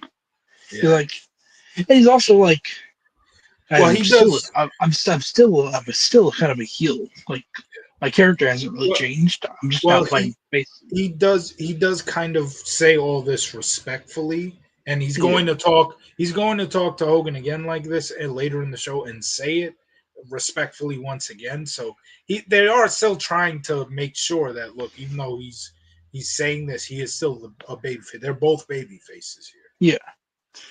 Even though deep down Triple H is totally a heel. I mean, Triple H always, in my opinion, works better as a heel. That's my well, opinion. he definitely works, especially as we get later into his career. Triple H, where he's trying to live out a dream. Like I'm Conan the Barbarian. I'm I will this. I'm that. I will say though the DX return in Yeah. '06, those were funny. I thought Triple H was fine there. Shawn Michaels was great too, and obviously the original DX, where they were technically babyface, even though their characters did heel things. They were great there too. They were Triple H was great as a babyface there too, but as a heel, no, he's the best as a heel when it comes to being a heel. The I character just screams heel. Yeah, yeah, absolutely. I will say it all the time. I love the Reign of Terror because he was a great heel at Well, that time. my problem with Triple H as a face is this: Okay, go ahead. when what he does from Triple H, when they turned on Randy Orton, that's obviously a heel thing, right? Ever like, When he turns on Orton, they yeah, they are heels. yeah. I'm saying that's obviously a heel thing. But Right, when Triple H is a face and Orton's a heel, and then whenever they revisit, it's like, well, actually, it was actually pretty cool that we turned on you. That was totally yeah, justified because of this and that, right. even though it's not justified. Like It wasn't Orton was a justified. face that was never justified, but it's always like, well, you The, see, now that I'm a face and you're a heel, Orton, it's actually pretty cool that turned on you. It's okay. Everyone likes it now. the literal reason why he turned on Orton was because now Orton has what he wants. Orton Well, no, failed. no. You see, actually, the real reason why I turned on Randy Orton, why I turned on you, Randy, was because you were just too damn annoying. Nah, That's what he said in '06. that's what he said. I don't remember that, but It was during the fucking DX and R-rated RKO feud. oh, so yeah, you're talking like late. Like I I said, turned on. I did love DX back in '06, but I barely remember a lot of the late We '06 kicked you. stuff. We kicked you out because you were just too damn annoying. Oh, by Yeah, the way, we love and respect Ric Flair, even though last year I fucking killed him. yeah, hit him with a fucking hammer. I hit him with a hammer. They threw him in his limousine. I called him a piece of shit. um, yeah, the real storyline. There was no way you could make Triple H look like the baby face in the DX Evolution's turn on Orton because the literal reason, storyline wise, obviously, we're not talking about something that really happened, but the literal storyline reason as to why Evolution turned on Randy Orton is because Triple H was mad that now Randy Orton has the spotlight. Randy Orton has the belt. It is Evolution's job to make sure. They always said this. It was Yeah. Evolution's job to make sure that if Triple H is champion, he keeps the belt. If he's not the champion, they got to make sure that he will get the belt back. And I, That was from a storyline standpoint. That's what Evolution was all about. I liked how when Batista turned on Triple H, it was supposed to be like this big revelation, like, it was always about Triple H. It was always about Triple H. Always, Yeah. always, always. And Triple H is like, well, yeah, it's my group. It was always about me. Damn right, I made Evolution. But at least that's a good reason, though, to have him turn on. That that's a great explanation. That's a much better explanation than oh, you were annoying. Like no, You were just too damn annoying. Yeah, you're that's also not. gay. Ha ha ha ha. It's 2000. he It's said that. He said that well, too. 2006 DX had three jokes in their arsenal in 2006. Poop. Uh, we're ass kickers, and well, you see, you're gay. And Shawn Michaels is there like, well, you see, my magical book says that two men cannot love each other. Well, they can This build an arc. is your childhood. Shouldn't you be enjoying this more than me? But yet, and this is my teenage. I can criticize my childhood. I've criticized stuff. I've criticized stuff. I have no issue criticizing that '06 DX run. If I don't like something, I will say it wasn't good. But for a lot of It the was stuff, better than the '09 DX run, even though the '09 DX run had better matches.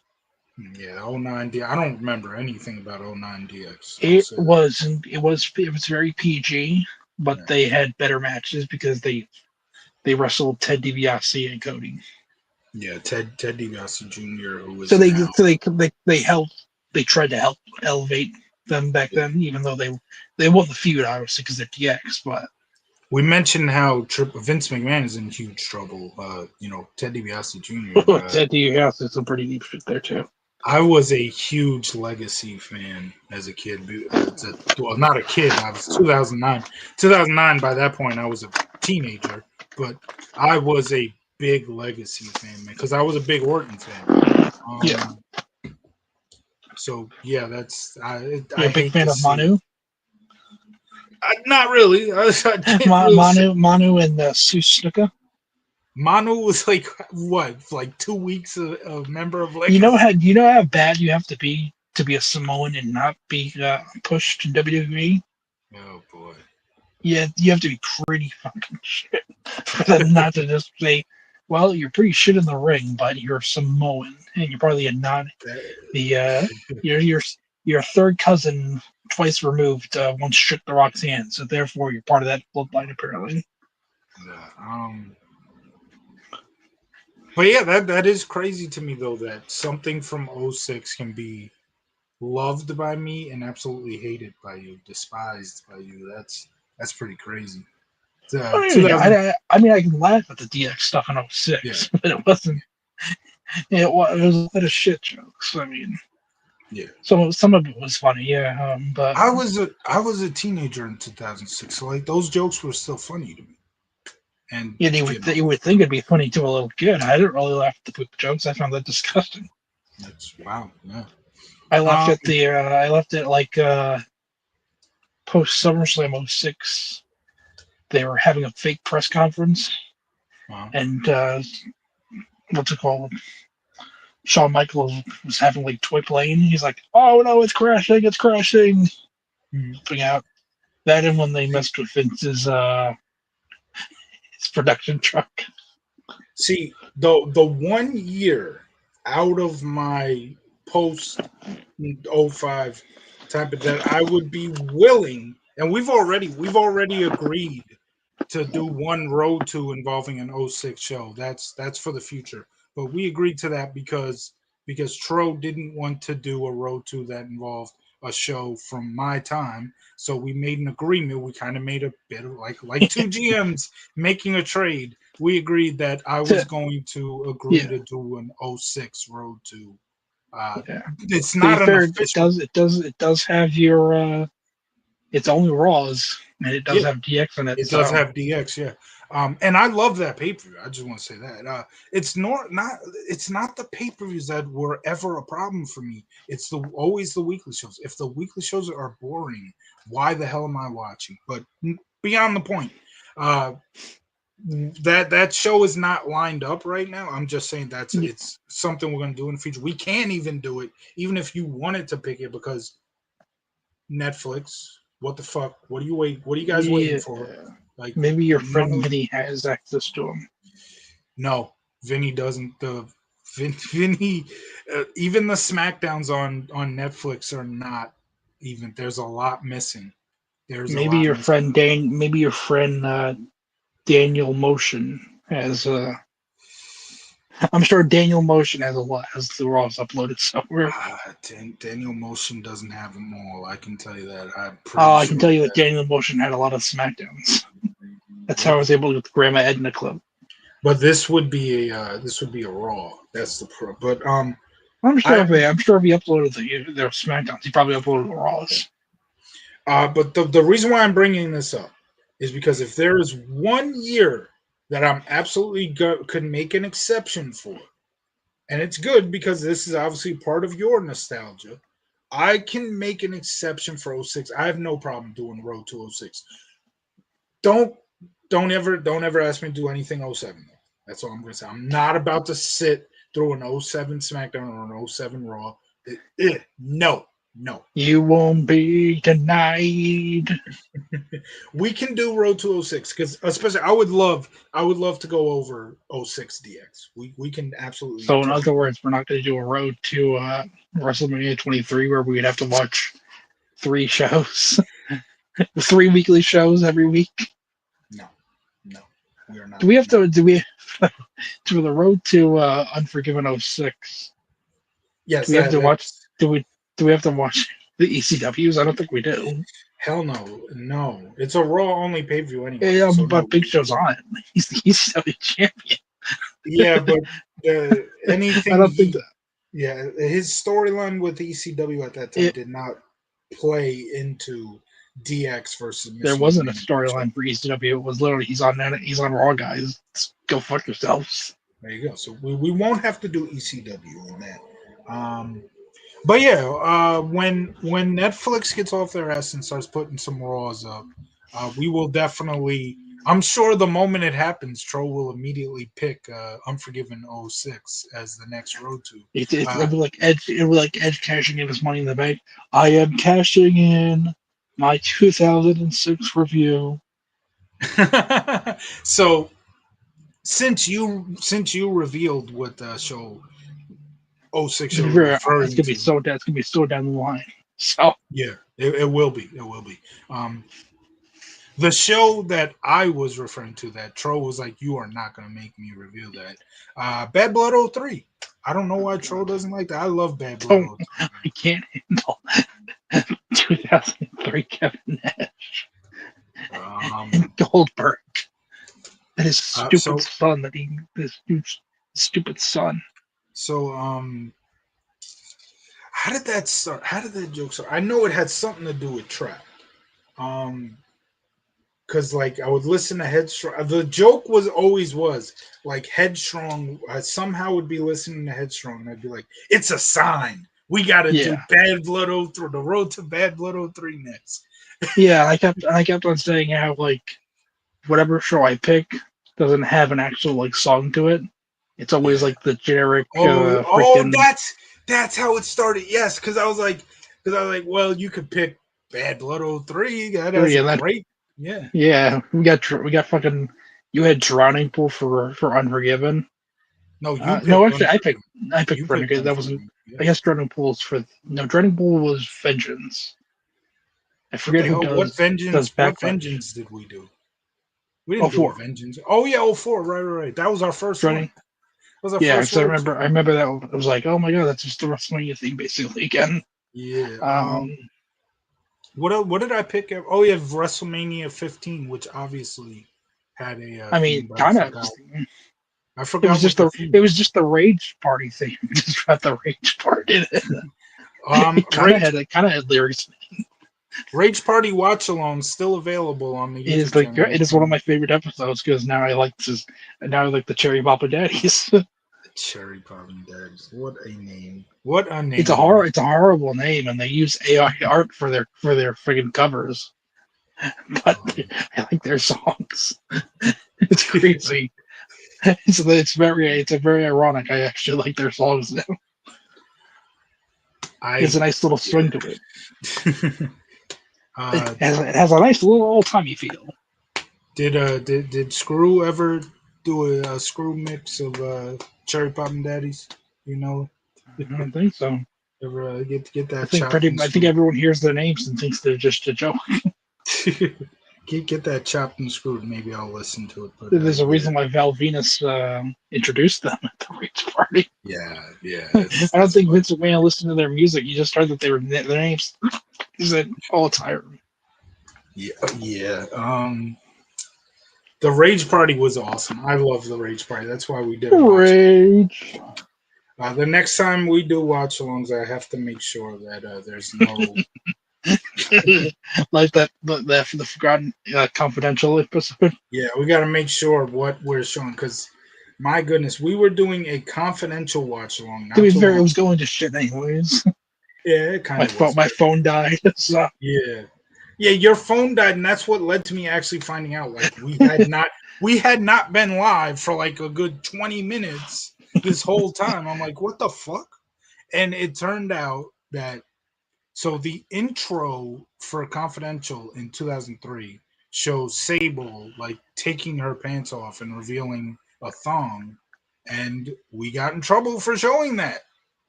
Meanwhile, somebody uploaded that full episode, which shows Sable. We were watching along from somebody's YouTube channel who uploaded that video. That person never got hit with that. We got hit with showing nudity. So wow. But yeah, I still want to do watch alongs to Confidential. We'll just make sure that if that intro show will cut out the intro, which you can do easily. But I definitely want to do. We haven't done a watch along in a long time. We haven't done an actual watch along that's on the channel since the Rage Party. But we will do some.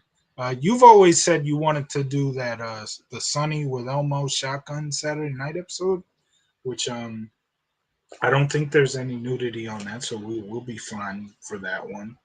And if you still want to do that, I'm down to do it at some point. Um, so did he freeze up? Yeah, he froze up. But yeah, we are a little gun shy currently when it comes to doing watch alongs because of what happened with that confidential. But we will still get to a watch along someday in the future. I don't know when. And now we gotta wait for Tro to be unfrozen.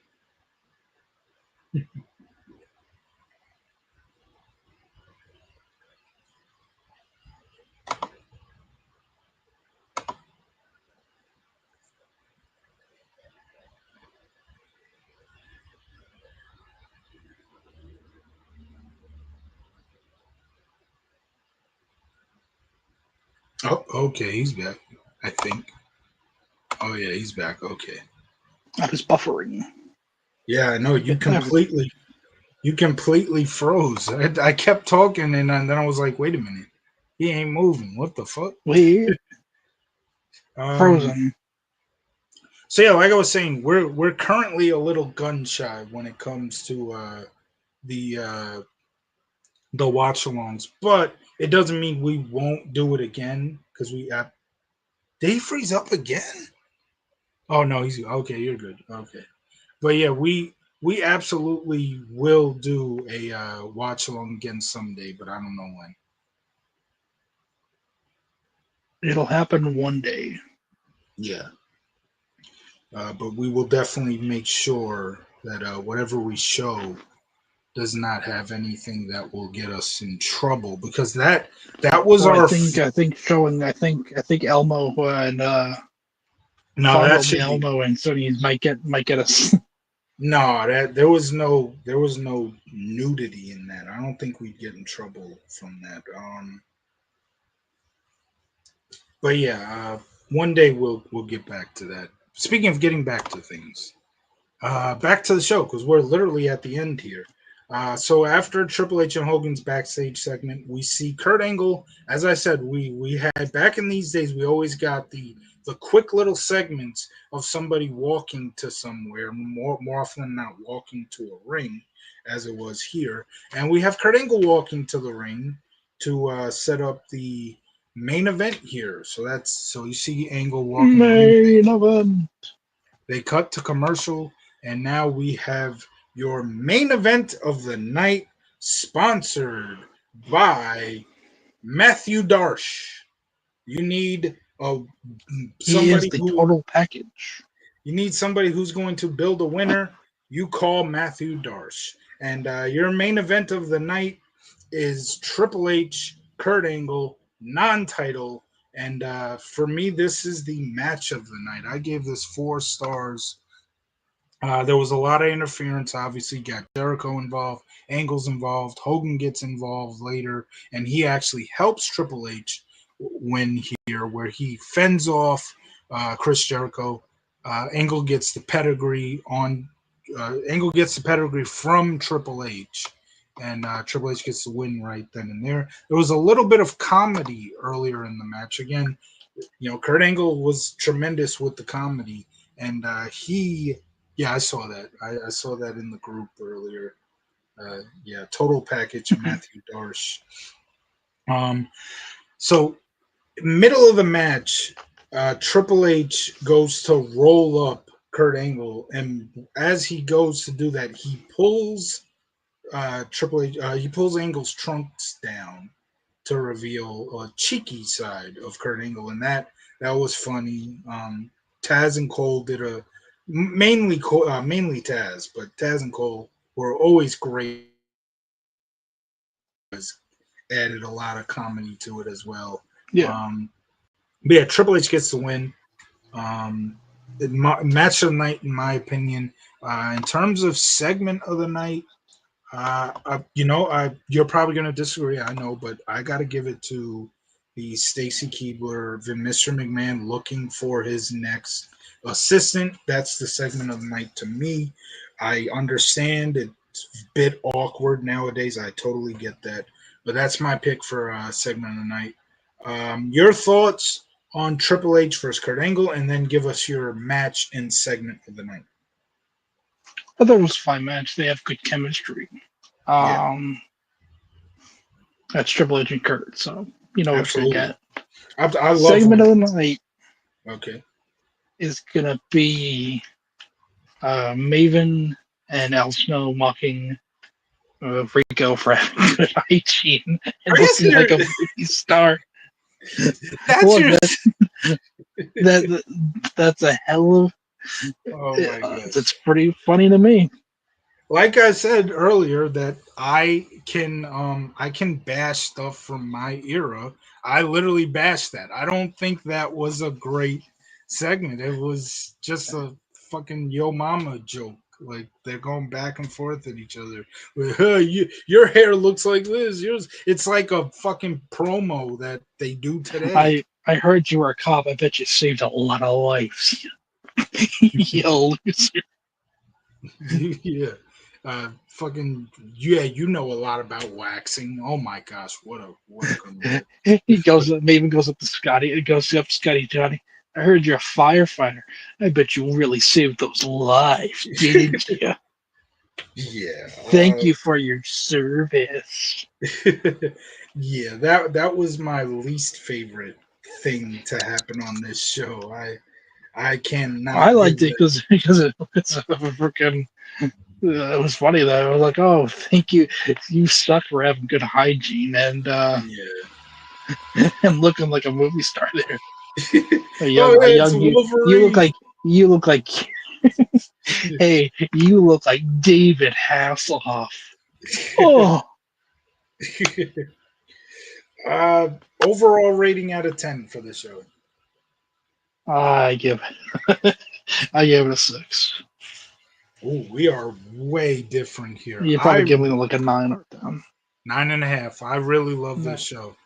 9.5 out of 10 for me. This was a really good show. Um, so our next show, 12th would be Saturday, 13th would be Sunday. So the April 14th episode of Raw will be our next episode. That is the Raw go home to Backlash. And then after that, we will have the SmackDown go home to Backlash. And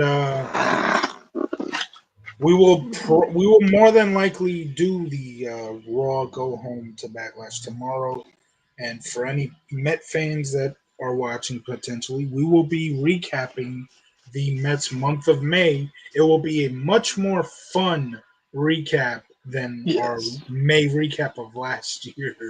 Even though the Mets have fallen out of first place, but this has been a good month for the team. It's been a decent month. Yeah. So yeah, we got that coming tomorrow, and pretty soon we're getting close to reviewing Backlash '02. We just got two more weekly shows to go. We will get to that, and then after Backlash '02, we got this show, The Road to Judgment Day '04. That is Tro's pick, and then once we get to this exact show right here, we will make our picks on what road twos we have set up after that. Remember, whenever there's two road twos in place, we do not add any shows.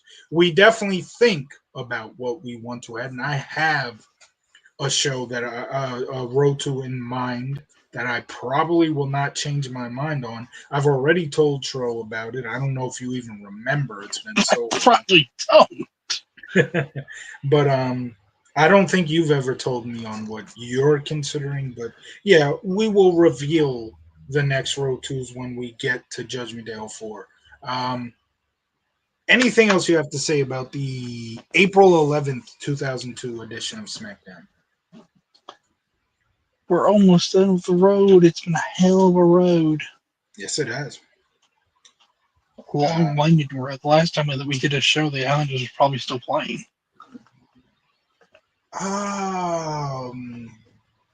You Lee might was be probably right. still our GM. Well, he absolutely was. But in terms of them still playing, it's got to be. If they were, it had to have been right at the end of the season, I would think. Yeah. But yeah, thank you to everybody who's watched. Hit that 10 bell salute on the 10 bell notification salute bell. for Moppy. But make sure that when you're done with the 10 bell salute, to make sure that you have notifications on. But also like this video, please subscribe if you enjoy this. Comment. Yes, comment too. We Leave your. appreciate. We should have said this in the episode that Moppy died, but leave your favorite Moppy memory down Oh, below. absolutely, absolutely. We will appreciate that. Leave your favorite moment for this show. Why not that? The actual SmackDown, April 11th, 2002. What was your favorite thing about this show? What other good hygiene tips should have maybe be mocking about Rico?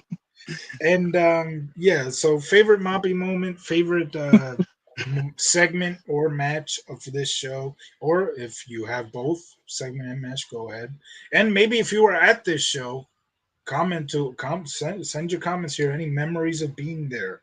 Let us know. You know, Remember, like what you like, but don't be a dick. absolutely. And I did sort of laugh at you for picking that as segment line, but Yeah, yeah. that Making fun of me. I feel so bullied. I'm being put through tables, being laughed at. that was all in fun. That was all in fun, obviously. It wasn't at all. I am now quitting the show, and I will never be back again. I'll see you guys in about another 2 months when we get to the April 14th show. What April? Oh, what are we doing on April 14th? April 13th. April. Oh, you're talking about the yeah. I mean, the April. I thought you were talking about the I will actual. be.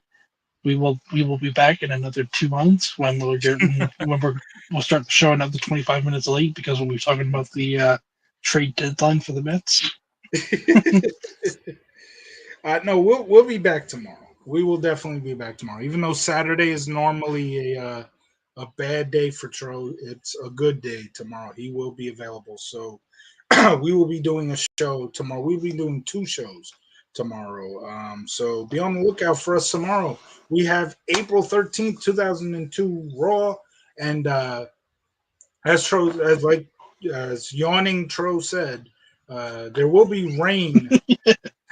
There will be rain tomorrow, so that may affect the Mets game. If the Mets get postponed, maybe we will do the Met recap first. I don't know, but either if they don't get postponed, we will do the Met recap sometime after the game Yeah. tomorrow. Because obviously, the game is part of the month. It is the final day of the month, so we will get to that. I can tell you definitively who does not have the home run, the most amount of home runs in the month of May. His name rhymes with photo. Yeah, yeah. But what are you gonna do? Actually, um, photo doesn't fit. Photo doesn't fit. I was trying to say faux dodo. He doesn't rhyme with dodo. There you go. so so that's gonna be it for this video. We will see you tomorrow. Two videos tomorrow, and We got a yeah, busy June. we should have. Hopefully, we will have a busy June because hopefully we will knock a couple of road twos out of the way. This Judgment Day 04 one will be pretty quickly. Will We be also should got be. the draft Yeah. reaction. Oh yeah. Oh yeah. If I'm not kicked out of the UBS Arena Park by then, uh, Is the watch party free? That's what I want to know. pretty sure it is. If it is, I definitely am going to consider trying to get out there. I will see what Ooh, I will see what I can do. live. Oh my god, Frog Control meeting for the first time. It's like the mega powers. Like, uh, uh, uh. See now, It just turns out you just steal my wig and run away. if we're both there, we'll have to stream the reaction on your phone. It'll be just me and you standing in front of your phone. Um, Hey, hey, Mr. Ledecky, about that radio team. Sorry, we had to keep Chris Lamorello. Couldn't keep him. oh boy. Yeah, so that's it for tonight's episode. We had fun doing this. Again, like I've said about three times now already. April 13th, 2002 edition of Raw is our next episode on the road to Backlash, and we will have the Mets May recap tomorrow as well. So double duty tomorrow. We will Double see. duty. We will see you tomorrow. Hit that like and subscribe button, and please leave some comments. Thank you. We will see you tomorrow.